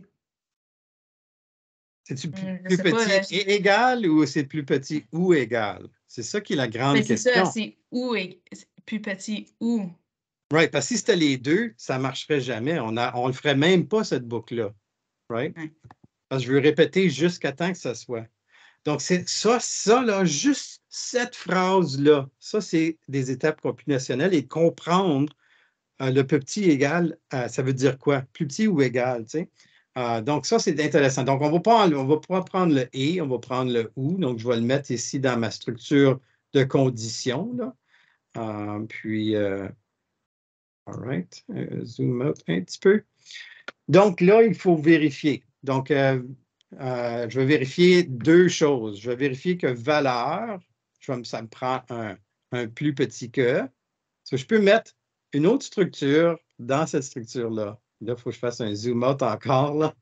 Je vais peut-être faire ça ici. À ce temps qu'on a un peu, je pense que j'ai de la place. Oui, OK, ça c'est parfait. Ça va ça? Visuellement, vous êtes correct? OK, donc je peux faire ça ici, puis je vais mettre valeur dans la petite bulle et plus petit que, pas 50. Je peux faire négatif 100. Et là, il me reste à vérifier l'autre. Où valeur est égale à. Je vais aller chercher ma variable encore. Valeur qui est égale à. C'est un ou l'autre. OK, cool. Fait que déjà là, on a une embûche avec la plateforme de codage. Et différentes plateformes vont offrir ça. Dans un langage de programmation, ils vont peut-être avoir le symbole petit ou égal. Ça dépend de la plateforme que vous utilisez. Donc, en Scratch, il n'y en a pas. Il y a juste ceux de base. Mais on peut toujours décortiquer pour comprendre ce qu'on veut faire. OK, la prochaine chose, c'est qu'on doit changer la valeur de valeur. Je vois encore dans mes variables, je vois encore cette idée-là de mettre. Je veux changer l'espace de mémoire, mettre dans valeur quelque chose d'autre. Je vais aller chercher ma variable qui s'appelle valeur. Qu'est-ce que je vais lui mettre à l'intérieur de tout ça? Ça se trouve à être à gauche. Donc, je vais prendre, donc là, je fais un calcul. Je vais aller voir dans mes opérateurs, voir s'il n'y a pas un calcul de soustraction. Oui, je le vois. Excellent. Et là, je vais prendre ma variable, valeur. Oups, c'est vrai. Moi, ça, c'est souvent le problème avec Scratch, c'est qu'il faut que tu t'assures que la petite bulle soit allumée. Je ne sais pas quand vous voyez là. Mais là, ça, c'est la grosse bulle, ça, c'est la petite bulle. Valeur, moins 50. All right. On a un prochain, c'est le rang. Là, on va s'assurer qu'on augmente du rang pour le prochain calcul. Donc là, je vais mettre la valeur de rang, puis je veux l'additionner à 1. OK. So, là, je peux faire ça parce que ça dit rang est égal à rang plus 1. Mais là, je n'ai pas additionné à rang là, ici. Il faudrait que je fasse une addition. Right. OK. So, je vais aller chercher addition de 1. Je vais aller chercher mon. Il est là. Je vais additionner. So, je vais enlever 1. Je vais faire ça. Je vais aller chercher ma variable qui s'appelle rang. Je vais la mettre là. Je vais additionner ce qui était dans rang, puis je vais y mettre 1 de plus. OK, là, j'ai exactement fait ce que le codage fait là. Okay. Ce code-là, il est fait tellement souvent dans le codage que je ne sais pas si vous avez remarqué, mais il y a comme un autre élément dans nos variables qui fait exactement ce que je veux faire. Augmenter 1 à rang. Je ne sais pas si vous voyez que ce code-là, je vais mettre les deux un à côté de l'autre. Celui-là et celui-là fait la même chose. OK? Donc, je vais mettre dans rang la valeur de rang qu'il y avait avant, puis je vais y additionner 1. Mais ici, on le fait tellement souvent ça qu'on a inventé un code juste pour ça. C'est ajouter à 1 à rang. Et puis là, on peut le mettre. So, un ou l'autre, ça va. Moi, je vais respecter ce qui était écrit dans l'organigramme, puis je vais juste pour qu'on puisse comparer comme il faut. OK, maintenant, là, il faut voir le résultat de rang, puis le résultat de valeur. C'est ce qui est le fun parce qu'on peut, c'est très petit, mais quand on va faire quand tu as une variable, elle apparaît sur Scratch en haut là. Donc, tu peux voir sa valeur. Comme c'est là, l'espace de mémoire de valeur, c'est 0 et rang, c'est 0. Donc, on va pouvoir voir les résultats. On n'a pas besoin de l'afficher à même notre code. Malgré que j'aimerais ça peut-être que le petit Scratch il dise à la fin, cette suite décroissante contient le montant de rang. OK? Fait que comment est-ce qu'on peut faire parler? Ça, c'est un des grands concepts aussi, c'est de pouvoir partager l'information. Dans chacun des langages de programmation, on a quelque chose pour dire « parle-nous ». Donc, si je regarde apparence, dans apparence, il y a dire pendant quelques secondes. Moi, je vais utiliser ça parce que je vais vous montrer qu'avec Scratch, c'est un peu plus complexe, mais on peut quand même le faire. Ici, vous voyez qu'on a décortiqué avec une chaîne de caractères, une phrase, puis après ça, on va chercher la valeur de rang. On veut savoir la valeur de rang à la fin. Regardez comment Scratch le fait. Je pourrais faire 7 suite décroissante contient. Je vais lui faire dire ça pendant 2 secondes. Ensuite, je vais faire une autre phrase. Puis à la place du texte, je peux aller chercher ma variable. Ça, je peux lui dire rang. C'est comme le pseudocode nous dit. Et là, je vais faire une dernière phrase juste pour compléter la phrase. Je vais dire rang point. OK? Donc, il va comme dire la phrase en 6 secondes, si vous voulez. OK, je pense qu'on est prêt d'exécuter notre code. On va voir si ça fonctionne. Je vais y aller ici. Je vais cliquer sur le petit drapeau. Ah, il nous manque quelque chose. Je ne sais pas s'il y en a qui le voient. Parce que là, ça ne fait rien quand je clique le drapeau. En Scratch, on a toujours besoin d'un événement. Puis, l'événement le plus typique, c'est quand je clique sur le drapeau. Je veux que tout ça, ça se fasse. Donc, ça, ce n'était pas dans le pseudocode, c'est vraiment propre à Scratch. All right, on y va. Et voilà. 7 suites des constants contient 6 rangs. Excellent. Cool. Fait que ça fonctionne. On a bien fait. Il n'y a pas d'erreur. Et puis, on pourrait changer. Donc là, ce qui est le fun, c'est qu'on pourrait demander à des élèves de changer des différentes valeurs, par exemple, ou on pourrait faire toutes sortes de choses, mais pour voir comment est-ce qu'on peut modifier ça pour une suite croissante plutôt qu'une suite décroissante. Qu'est-ce que ça pourrait avoir de l'air? Qu'est-ce qu'on change et tout ça. OK? Zoom out, s'il te plaît. OK, zoom out maintenant. OK. Là, c'est trop gros. OK. Donc, ça va jusqu'à date? Est-ce qu'il y en a qui ont réussi à le faire? Si oui, vous avez fait votre premier code. Sinon, ben, on va essayer d'avancer à la prochaine. OK. Donc, je vais avancer au prochain exemple. Donc là, ici, c'est un peu plus décortiquer, décrire ce code-là. Qu'est-ce que ce code-là fait? Pas nécessairement le concept mathématique, mais ici, à ce point-là, on va aller essayer de décortiquer le code. Qu'est-ce que ce code-là fait? Regardez-les comme il faut.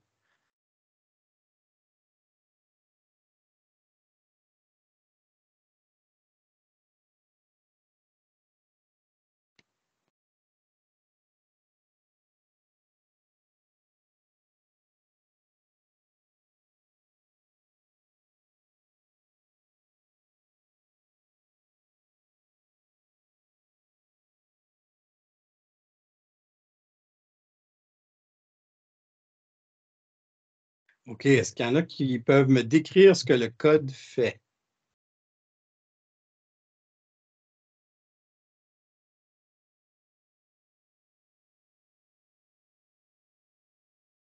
Vas-y, oh, excuse. Oh, pardon, je pense que j'avais la main levée. J'ai vu Edith. Edith, c'est-tu Edith, là, Edith Plante, mon ancienne collègue? Salut Gilles, c'est moi. Trop cool. Salut Edith.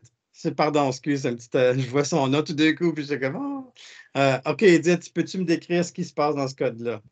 Ben, je pense qu'on va calculer l'aire du disque. On va trouver la circonférence, on va trouver l'aire, on va... Essentiellement, c'est ces deux choses-là, oui. OK, mais plus que ça, c'est pas juste comme... De quel cercle qu'on va trouver l'air et le disque, j'imagine? Est-ce qu'il y en a qui peut renchérir sur la question, la réponse de Edith? Là, je vois Flore, je pense. Flore, tu avais la main levée? T'es en sourdine, je crois. Oh, désolé. Pas de problème. Oui, en fait, ce que je voulais dire, c'est que ce programme-là va prendre en entrée la valeur du rayon et ça va nous calculer d'abord la circonférence. Et après avoir trouvé la circonférence, ça va nous aider à calculer l'aire du disque. OK. Excellent. Donc, une étape de plus que Edith, c'est que là, le rayon, il va être déterminé par l'utilisateur. Cool. Oui, ça prend en entrée le rayon. C'est ça. L'utilisateur entre le... OK. Donc, on ne le sait pas d'avance. Donc, le code, il va falloir qu'il réagisse à ça. Excellent. Il y a d'autres choses. Il manque un autre élément dans ce code-là.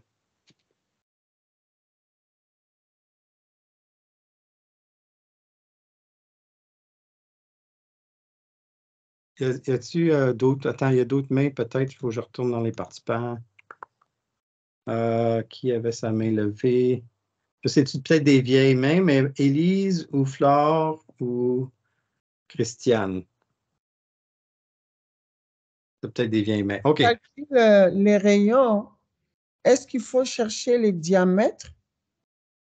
Bonne question. Est-ce qu'on a besoin de diamètre pour calculer? Peut-être qu'on pourrait aller investiguer ce qui se passe dans le sous-programme. Par exemple, la circonférence. Ça serait une très bonne question à poser à vos élèves. Est-ce qu'on utilise le rayon ou le diamètre? Qu'est-ce qu'on voit comme calcul dans le sous-programme de circonférence? On cherche le diamètre avec le cercle. Je ne sais pas. On voit ici la variable qui s'appelle circonférence cercle. Et je vois qu'on assigne cette valeur-là qui est à droite. Ouais. Je vois 2 étoiles, 3,15 étoiles rayon. OK, là, il y a plein de mots. 2 fois 3 et 3, 3,14. Oui, tout ça, exactement. Donc, ça, c'est le calcul. On aurait pu éviter de faire le 2 fois le rayon. On aurait pu demander le diamètre, en fait. Mais on a demandé le rayon à l'utilisateur, donc il faut le calculer ici. On le voit dans cette étape-là de calcul. Puis, donc, oui. OK? Donc, on a utilisé le rayon, mais on aurait pu utiliser le diamètre, c'est certain. Mais c'est ce qu'on avait dans ce code-là. Puis, il y a un autre élément qui est dans ce code-là qu'on a passé on a passé à côté un peu. Là, ça, c'est des vraies mains, ça, Élise, puis ensuite Laurence.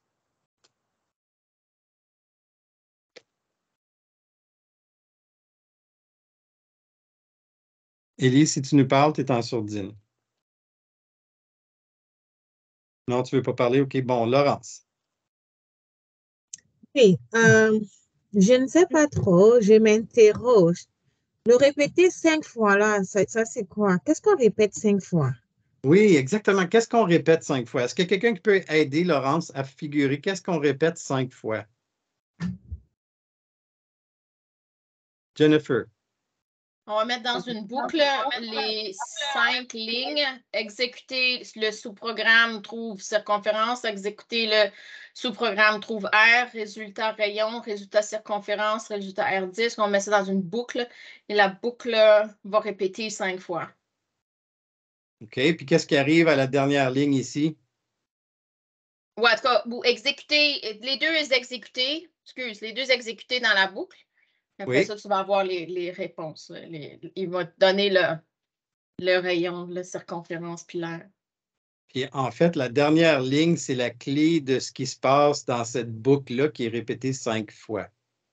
Vous voyez qu'il y a un espace, un alinéa. Donc, à chaque fois qu'on a répété 5 fois, puis tout ce code-là est en alinéa, ça veut dire qu'il va être tout ce code ici, les 6 lignes après. Exécuter, exécuter, résultat, résultat, résultat, et assigner au rayon 2 fois le rayon. OK? Donc, Laurence, tu avais la main levée. Je pense que j'ai peut-être volé le punch, mais donc, qu'est-ce qui se passe maintenant avec cette boucle ici? Tu peux peut-être nous le décrire en étapes.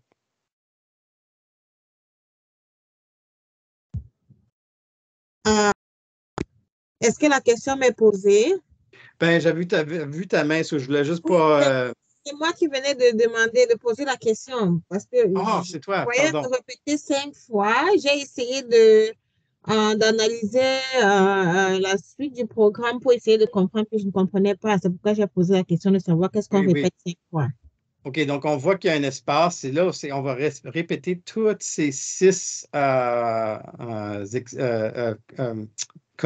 lignes de code-là 5 fois. Donc, qu'est-ce que la dernière ligne de code va faire au prochain calcul? Est-ce qu'il y a quelqu'un qui pourrait me l'expliquer?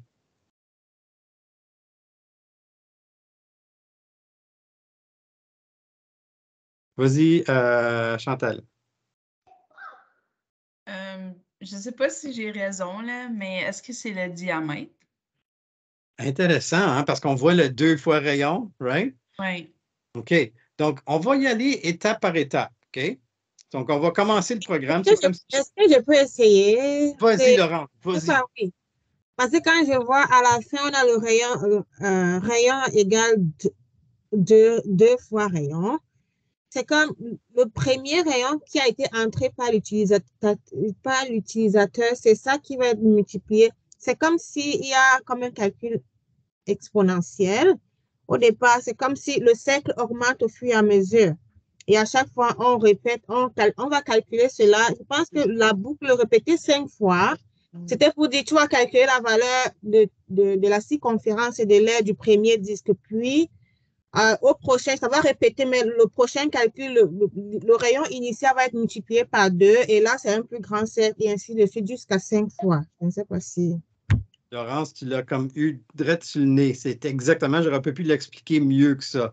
C'est exactement ça. Donc, on prend le rayon qui est rentré par l'utilisateur, on rentre dans la boucle, on va calculer l'aire de la circonférence du cercle et l'aire du disque, on va l'afficher. Et ensuite, on va multiplier ce rayon-là, la valeur. Donc, ça, le symbole d'égalité encore, to the rescue. Hein? Donc, rayon, c'est la valeur qu'il y a dans le rayon. On va lui assigner 2 fois ce qui était déjà là. Donc, l'utilisateur remet, mettons, l'utilisateur met 2, peut-être 3. 3, ça va être plus facile. Il va afficher la circonférence avec un rayon de 3, l'aire du disque avec un rayon de 3. Et là, ensuite, il va faire 2 fois 3, 6. 6 va devenir rayon. Et là, rayon, on va recommencer et on va trouver la circonférence, trouver l'aire, afficher le nouveau rayon, afficher la nouvelle circonférence et afficher la prochaine aire. Donc, on va faire ça 5 fois. Donc, on est en train de créer une suite de nombres, en fait, basée sur, puis on pourra vérifier ces 3 suites-là. On a le rayon qui augmente. Ensuite, on va avoir une suite qui représente la circonférence. Ensuite, on va avoir une suite de nombres qui va représenter l'aire du disque. Cool.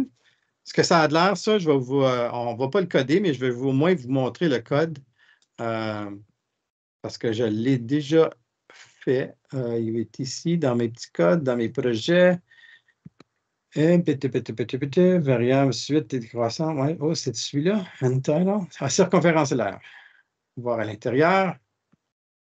Voilà ce que, là, je vais faire un zoom. Est-ce que le code a l'air OK. Donc, regardez le pseudo-code que j'avais avant. Je vais peut-être... ouais, c'est ça. J'ai les 2 sous-programmes. J'ai défini un sous-programme qui dit « Trouve circonférence ». J'ai mis dans ça tout le calcul. Ensuite, j'ai l'autre sous-programme. Et là, à la fin, regardez ce que ça fait. Quand je clique, je demande de saisir le rayon. Je mets la valeur de la réponse dans le rayon. Je répète 5 fois ce bloc-là. Je trouve la circonférence, je trouve l'aire. Et là, je dis le rayon. J'affiche le rayon. J'affiche la circonférence du cercle. J'affiche l'aire du disque. Et ensuite, je fais une multiplication avec mon rayon par 2. Donc, regardez ce que ça va faire. Je vais essayer de faire un zoom, là. Ça va assez rapide. On va y aller. Et voilà. Veuillez saisir le rayon. Donnez-moi un rayon quelconque que vous voulez commencer. 5. 5, all right, cool. On fait 5. Oh, c'est tout petit, là, ça dit 5 quand même. Le rayon 5. La circonférence du cercle est 31,4. Et l'aire du disque, 78 et 50. Et on voit les calculs aussi arriver dans les variables qu'on voit en haut à gauche. C'est peut-être petit pour vous autres, là, vous pouvez faire un zoom un peu, mais c'est ça. Et ça garde en tête aussi la réponse que j'ai tapée. Donc, mon rayon initial, c'était 5. On pourrait l'afficher d'une autre façon, mais c'était essentiellement une autre façon de voir le code. OK? So, on a pu voir un concept mathématique qu'on a divisé en étapes, une étape computationnelle. La deuxième, c'est qu'on a vraiment décrit ce que le code faisait. Ça nous a pris un bon bout pour voir là, exactement ce que le code faisait.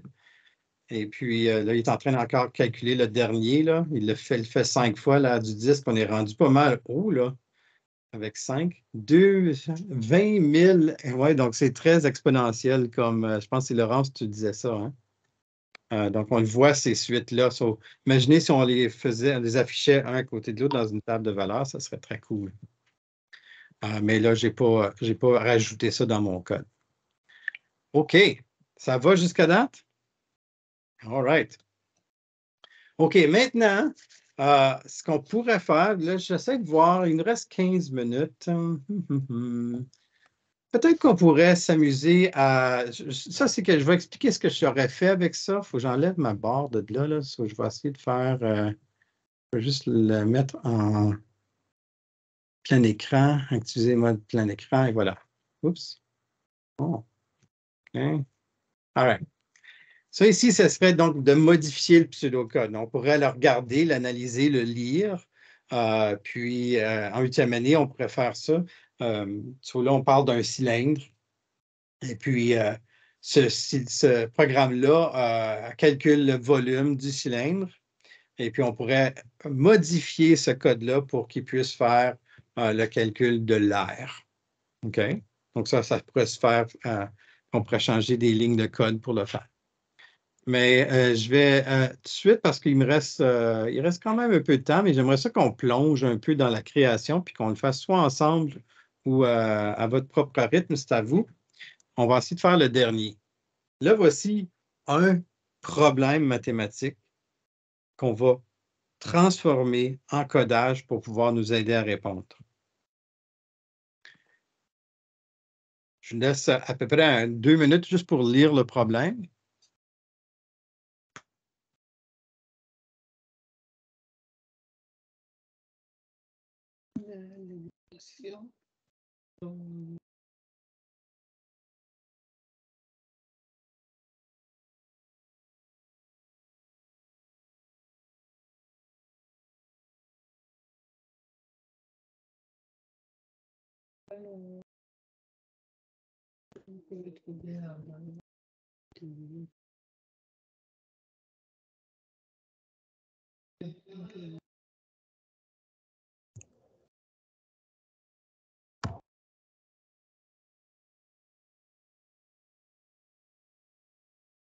Moi, j'ai vu ce problème-là, tout de suite, j'ai vu que ça se ferait probablement en codage très, très bien. Donc, Élise, vas-y.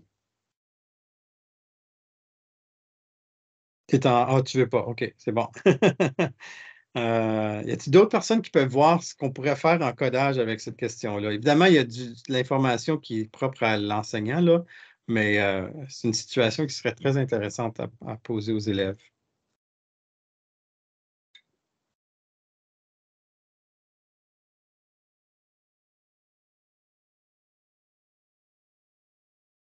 Moi, je me suis dit, est-ce qu'on peut automatiser ce milieu-là? Est-ce qu'on pourrait écrire du code qui va faire ces deux calculs-là et qui va vérifier si les deux côtés sont égaux ou non?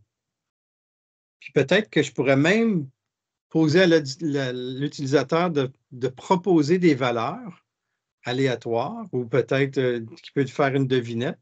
Puis ensuite, on pourrait vérifier si un côté est égal ou non. Fait que votre défi, ça serait d'écrire ce code-là.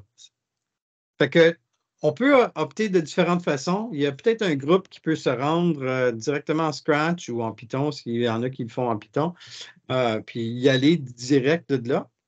Ou si vous voulez, je peux aussi prendre à peu près, on va le faire de façon collaborativement, puis on va le décider, puis on va essayer de le décortiquer en étapes, puis vraiment essayer de le coder, puis voir qu'est-ce qui est important, puis qu'est-ce qu'on pourrait faire dans le code. Donc, est-ce que vous voulez essayer de le faire pour 10 minutes, puis essayer de voir ce que vous pouvez arriver, ou si vous voulez qu'on le modélise encore ensemble. Ça, c'est à vous, c'est votre formation, donc je vous l'offre. Ça peut être un temps pour aller jouer dedans. Si vous n'êtes pas confortable avec ça, une partie de nous autres, on peut le faire ensemble. Fait que je vous laisse le choix. Est-ce que moi, je peux donner mon avis? Oui. Moi, en tout cas, pour moi, j'opterais pour qu'on le fasse ensemble, mais que ce soit plutôt guidé. Peut-être que vous pouvez nous demander de faire des suggestions ou bien de faire des propositions de... J'aime ça. Puis je vais le faire moins guidé. Comme avant, c'est moi qui guidais plus. Là, ça va être vous qui va me dire comme qu'est-ce que vous voulez rajouter puis qu'est-ce qu'on fait. Oui. OK. So, on va sauter donc. Oups. Un instant. Je fais ça. OK, là, je m'en vais là. Je l'ai mis aussi en passant. Je devrais peut-être mettre ça ici. Ça ici, c'est tous les exemples que je me suis servi aujourd'hui. C'est un Google Docs, puis j'ai mis ça dans le document, dans la slide deck que vous avez, il est là. Puis je vais aussi vous mettre le lien du Google Doc ici. Je crois que je l'ai mis comme partagé en lecture seule. Mais il y a notre problème qui est à côté là. Je vais pouvoir le mettre un petit peu à côté là. Fait que je vais y mettre un petit peu plus petit parce que j'ai besoin de l'espace pour l'autre, là. All right. So, on va essayer de comme modéliser ce milieu-là, là. Si tu me donnes une variable X, si tu me donnes le nombre, est-ce que je pourrais calculer ça puis vérifier si les deux côtés sont égaux puis te le dire si oui ou non? OK? C'est à peu près ça qu'on veut faire, right? Surtout le milieu ici, là. OK, so on y va. On y va. Donc, je vais commencer un nouveau. Ça, c'est fini. Je vais faire un nouveau. All right. Je vais fermer ça. J'aime ça ici que Scratch nous offre ça parce qu'il nous donne plus de place à jouer dans notre petite table, si vous voulez. OK. Donc, qu'est-ce qu'on fait en premier?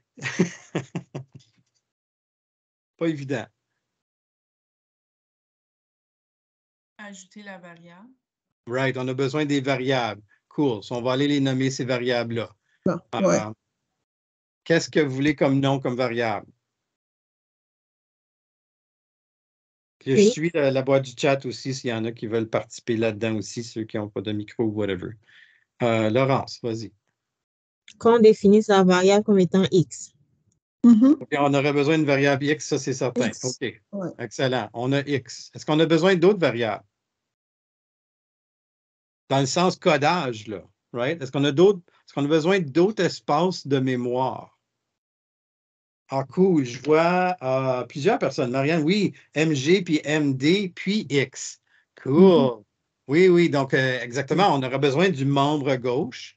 On a besoin de la valeur que le membre de gauche va avoir. Excellent. On a besoin aussi le membre de droite. Cool. OK. OK. So, maintenant, qu'est-ce qu'on fait? En ce temps qu'on a défini nos variables.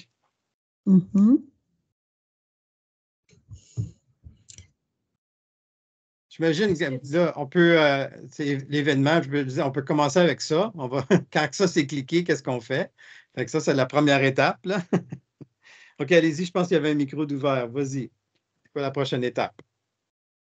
C'est possible que c'est mettre la variable MG est égal à MD. OK, ça, on peut faire ça. On va voir. So, si je fais MG, MD, tu veux mettre MG à la variable MD. OK. Comme c'est là, je regarde ici dans mon petit coin, je peux voir la valeur de ces choses-là. C'est en train de me dire, mets 0, la valeur de MD qui est 0, dans la valeur de MG qui est déjà 0. So, il y a peut-être une autre étape avant qu'on utilise ça ici. Donc, je vais juste l'enlever, je vais le mettre là. Ça se peut qu'on en ait besoin plus tard. Mais il y a d'autres choses qu'on doit faire ici avant. N'oubliez pas qu'on veut vérifier à la fin si MG est égal à MD. Créer l'opération pour MG, puis ensuite créer l'opération pour MD. Cool! So, on a besoin d'un opérateur. So, ça, c'était qui, ça? Alphonse? Ah, vous êtes 3. C'est un groupe. Vous êtes un groupe, vous autres, c'est ça? Il y a Mariana, Alphonse et Abbas Caron. OK. Donc, condition qu'il soit égal plus tard. OK, cool. So, comment est-ce qu'on va faire pour créer l'opération de MG? Est-ce qu'on peut mettre d'abord est-ce qu'on peut descendre dans les variables? Oui. Donc, mettre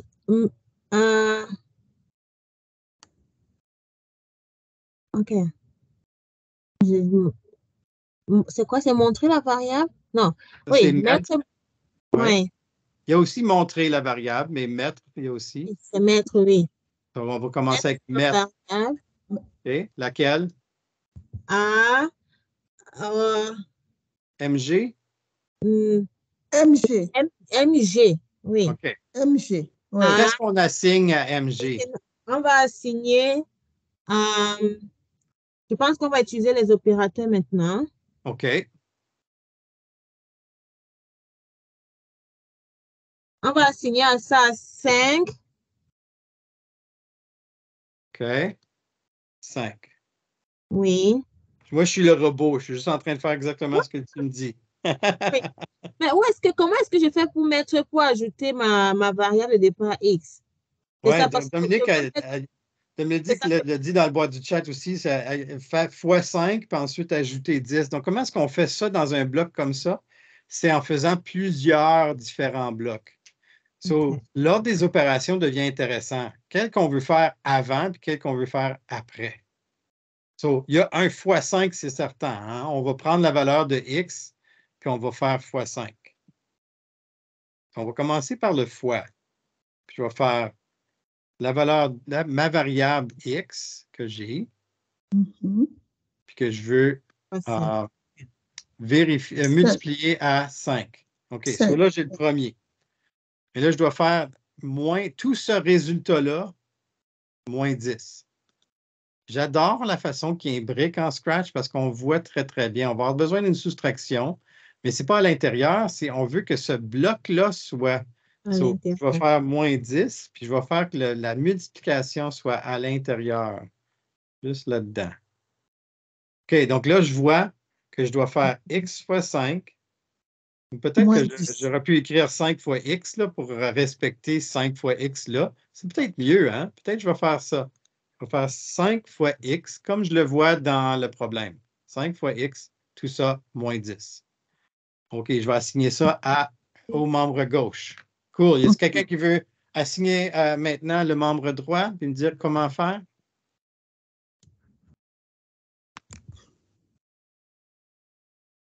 Alors. Pardon, j'essaie de voir les mains aussi, là, je ne sais plus quelle main. Peut-être juste ouvrir votre micro et allez-y, là. On est correct. Mettre ma valeur de MD. OK. Oui. Alors, ça va être... il faut aller chercher les opérateurs, je pense. Oui, sur quel opérateur on a besoin? On a besoin de l'opérateur où il y a le moins. Oui, mais ici, c'est comme juste le négatif 3. Hein? C'est négatif 3. Ouais. 3x. Oui, on va commencer avec quel bloc opérateur qu'on a besoin? Il y a plus, moins, fois, division. Je vois plus. OK, on va commencer avec le plus, exactement. OK. Oui, alors, 3. Sur 3.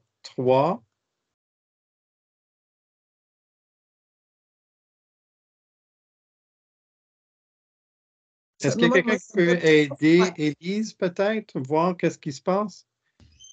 On doit commencer avec la multiplication.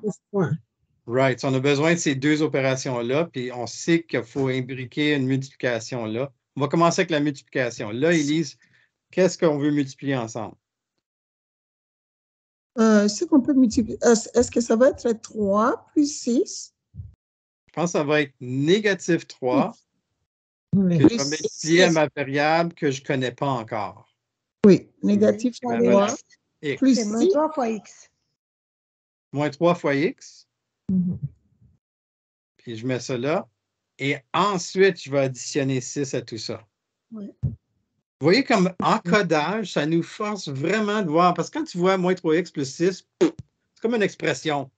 Mais aussitôt qu'on commence à vérifier puis à décortiquer, c'est comme, qu'est-ce qu'il faut que je fasse? Il faut vraiment que je fasse négative 3 fois x. Ensuite, j'additionne tout ça à 6. Ça nous aide à comprendre énormément la mathématique derrière notre calcul.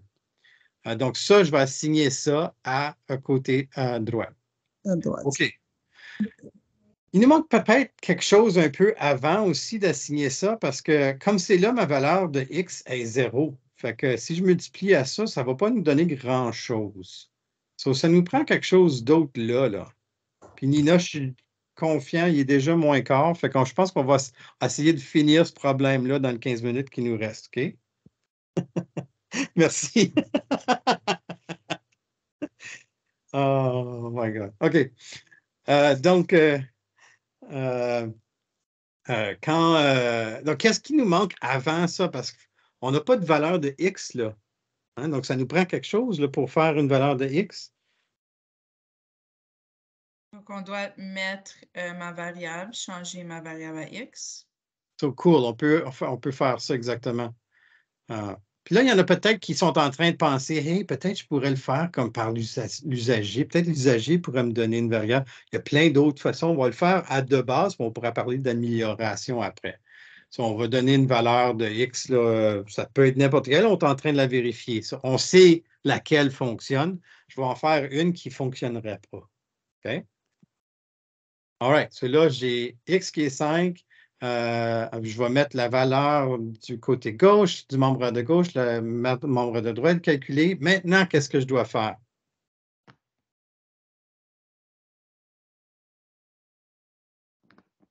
Demanderai d'entrer le X. Ah oui, on pourrait faire ça, Mariana, puis le groupe, là, on pourrait demander certains. Je vais juste l'assigner pour l'instant parce qu'il nous manque comme un peu de temps. Puis si on a le temps avant 8 heures, on le fera. OK. Quelle est la prochaine étape maintenant que j'ai fait mes calculs du côté du membre gauche puis du membre droit? Ce qui est en bas de la page, là, mettre MG à MD. Right. So, on va vérifier si les deux sont égales. OK. So là, le symbole d'égal, ce n'est pas de mettre la valeur de MD dans MG. Ici, dans le problème, on est en train de vérifier, voir si MD est égal à si MD est égal. On le voit dans le problème juste là. Donc, il faut avoir un si, là. Qu'est-ce qui arrive si? Donc, ça va être des contrôles. Il devrait avoir un si alors ou quelque chose comme ça, là. So, vous voyez qu'il y a un si alors ici, puis il y a un si alors, sinon, alors. C'est peut-être que, moi, je pense qu'on voudrait dire à l'usager, c'est égal ou c'est pas égal. Fait qu'on a un sinon là-dedans. S'il est égal, on affiche quelque chose. Sinon, on affiche une autre chose. Je pense qu'on prendrait celui-ci. OK, cool. J'adore en Scratch parce qu'on voit la structure. Ça demande une structure ici qui est un opérateur quelconque, là. On a besoin d'un opérateur pour faire une décision ici. Qu'est-ce qu'on va mettre là? Qu'est-ce qu'on est en train de vérifier, dans le fond? Si MG est égal à MG. Si MG et MD sont égales. C'est OK. Donc, il y a le égal ici qu'on est habitué de le faire parce qu'on avait fait un tantôt. Ça, là, on peut voir, puis on peut aller chercher mes deux variables. Exactement. Puis je peux dire, est-ce que MG est égal à MD? Alors, là, qu'est-ce qu'on veut faire? On veut le dire à l'usager maintenant. So, moi, je vois dans apparence, il y a toujours le dire. Okay, donc, bravo. Réussi. Fait que, si c'est vrai, qu'est-ce qu'on fait? Qu'est-ce qu'on écrit? Bravo. Bravo, juste bravo. OK. Des fois, on essaie de décrire pourquoi c'est bravo. Peut-être une petite phrase. Bravo, tu as réussi. Qu'est-ce qu'il a réussi à faire? À trouver le bon terme. À trouver ou à déterminer l'inconnu. L'inconnu, oui. Tu as déterminé l'inconnu. l'inconnu. Sinon, Il faut recommencer. Enlever une autre Vérifie valeur. ton calcul. Vérifie ton calcul. Vérifie. right. Sinon, Désolé, tu peux recommencer. vérifie ton calcul. Vérifie ton calcul. Ou essaie de nouveau. De nouveau. OK. On est prêt? On va essayer de voir si ça fonctionne. OK. So, avec 5, ça va-tu fonctionner? On le sait déjà que c'est 2. L'inconnu, on le voit dans le problème. On va l'essayer avec 5. So, on y va. Est-ce qu'on a oublié quelque chose? Qu'est-ce qu'on aurait oublié? Je vois le code en bas là. Mettre Ah MD oui. MD. Donc, ça, c'est un peu de la comparaison que je voulais vous montrer. Regardez la différence entre cette ligne ici qui dit MG est égal à MD. Ça, c'est le concept derrière. So, oui, on aurait pu voir ça comme dire je veux mettre la valeur de MD dans MG, mais je ne pense pas que le problème voulait ça. C'est pour ça qu'on s'est aperçu peut-être de ça. C'est comme, OK, ça, ce n'est pas la bonne signification du symbole égal qu'on voulait faire. Donc, c'est pour ça, là, on peut l'enlever, celui-là. Parce que celui qu'on voulait, c'est une comparaison. Right? Si les deux, on veut leur dire que oui, sinon ça marche. Là, on pourrait l'améliorer. Je pense qu'on a un petit peu de temps. Hein? Donc, Mariana, puis ce groupe-là, comment est-ce qu'on pourrait faire pour ajouter de demander d'entrer le X, la valeur de X, pour qu'on puisse peut-être faire une boucle aussi, pour l'avoir jusqu'à temps qu'il l'aille. Peut-être au moins, qu'est-ce qu'on pourrait mettre à la place d'assigner directement à X? On pourrait-tu demander de demander d'entrer le X? C'est correct si vous êtes... ou s'il y a quelqu'un d'autre qui pourrait m'aider. Qu'est-ce qu'on pourrait mettre à la place de mettre X puis demander à l'utilisateur pour différentes valeurs?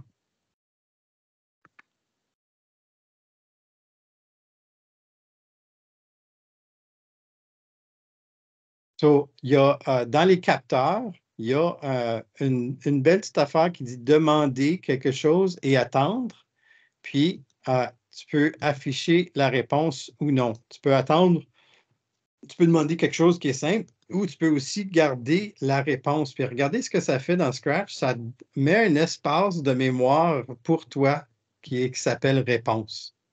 Donc, je pense que j'ai le temps, fait que je vais vous montrer comment ça se fait si jamais on ne voudrait pas juste utiliser mettre. So, je vais enlever le mettre de côté ici, et je vais rajouter cette passe-ci, demander. So, pas quel est ton nom, mais on va dire quelle est ta valeur de l'inconnu. OK, puis on va attendre. Là, ce qu'on va faire, c'est qu'on va mettre à X, pas 5, mais la valeur de la réponse, qui est une variable ici. Puis on la retrouve, cette variable-là, elle est juste en dessous dans les capteurs ici. Donc, on pourrait dire donner la valeur de X. Et voilà, on a comme changé notre code pour qu'il soit un peu plus interactif.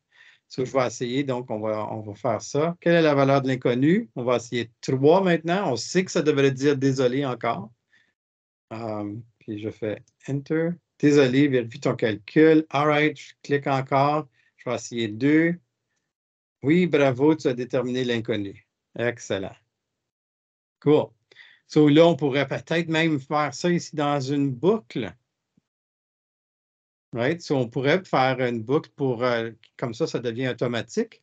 So, je vais faire contrôle, puis je vais faire répéter jusqu'à. Je vais mettre tout ce code ici dans cette boucle-là. Et moi, je veux qu'il répète tout ça jusqu'à temps que quoi? Quelles conditions que je vais mettre? Avec quelque chose qui... Oui, Laurence? Est-ce que c'est jusqu'à temps que MG est égal à MD? Ben, moi, je veux savoir s'ils ont trouvé l'inconnu. Si on pourrait utiliser si MG est égal à MD. Oui, ça pourrait être très, très bien. Ça devrait être une option. Est-ce qu'il y a une autre option aussi que les autres peuvent penser. Mais j'adore parce que moi, je n'avais pas pensé à celle-là. Mais oui, ça fonctionnerait, ça. Est-ce qu'on pourrait mettre juste ça jusqu'à ce que x égale à 2? Moi, j'aurais ça serait l'autre chose parce qu'on sait la valeur de l'inconnu. Fait que je pense que les deux fonctionneraient. On va le tester. On va le tester. Donc, je fais arrêt ici et là, j'ai changé mon programme. Ça va, on l'essaye. Répétez jusqu'à ce que les deux soient égales. So, on y va. Oh non, ça ne fonctionne pas. Pourquoi? Parce que 0 est déjà assigné à MG au début, puis 0 est assigné à MD. Puis les deux sont égales, fait qu'ils ne nous laissent même pas rentrer dans la boîte du code. So, peut-être ça ne marchera pas non plus avec X. Une bonne question, ça. Donc, X est égal à 2. Il est déjà 2, le X, je pense. Oh non, ça, on le met quand ça va être là. So, X qui est égal à 2. Je pense que là, ça va fonctionner. Je pense que oui, on va l'essayer. Répétez l'information jusqu'à quand X est égal à 2. Répétez jusqu'à... Moi, ça ne marche pas. Il y a quelque chose là. Qu'est-ce qui fait que je... Ah, il faut que j'initialise ma... Regardez où ce que... Regardez ma variable X. Elle est encore 2 parce que Scratch a déjà mis 2 comme valeur de X. Fait qu'il est déjà 2.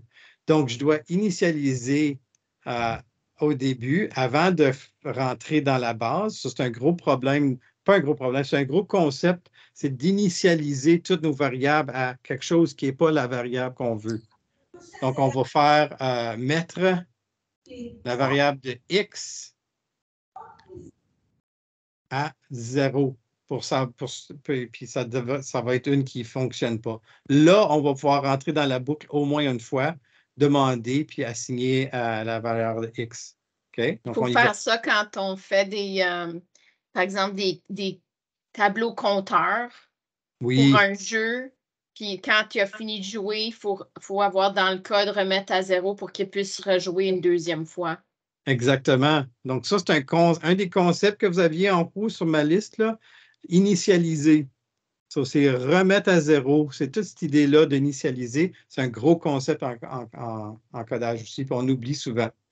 Donc là, quelle est la valeur d'inconnu? Je vais le tester, voir s'il va faire la boucle. Je vais essayer 3.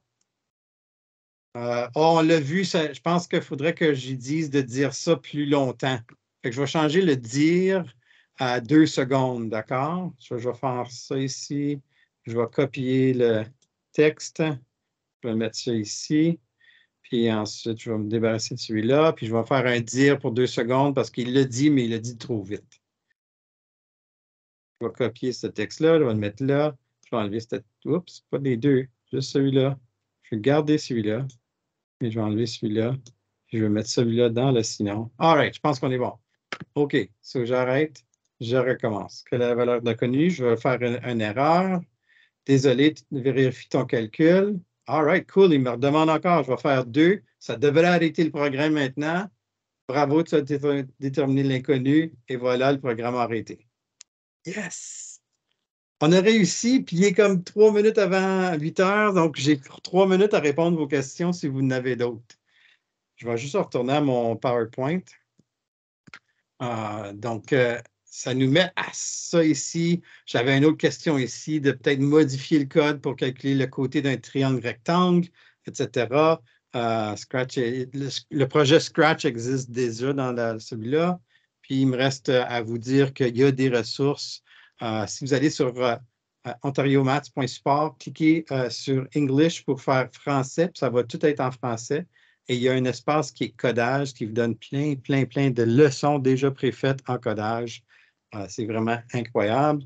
Et puis, comme de raison, voici je pense que c'est le SurveyMonkey. C'est celui-là que tu as besoin, Simone, ou si tu as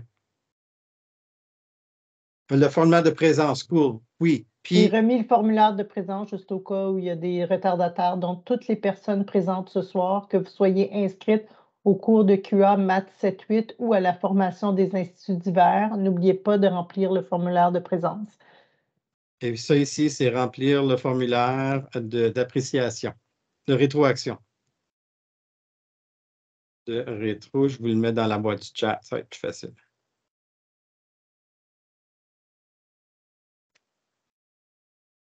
Alors, il est 19h59. Nina, tu peux arrêter l'enregistrement, s'il vous plaît. Donc, j'aimerais remercier M.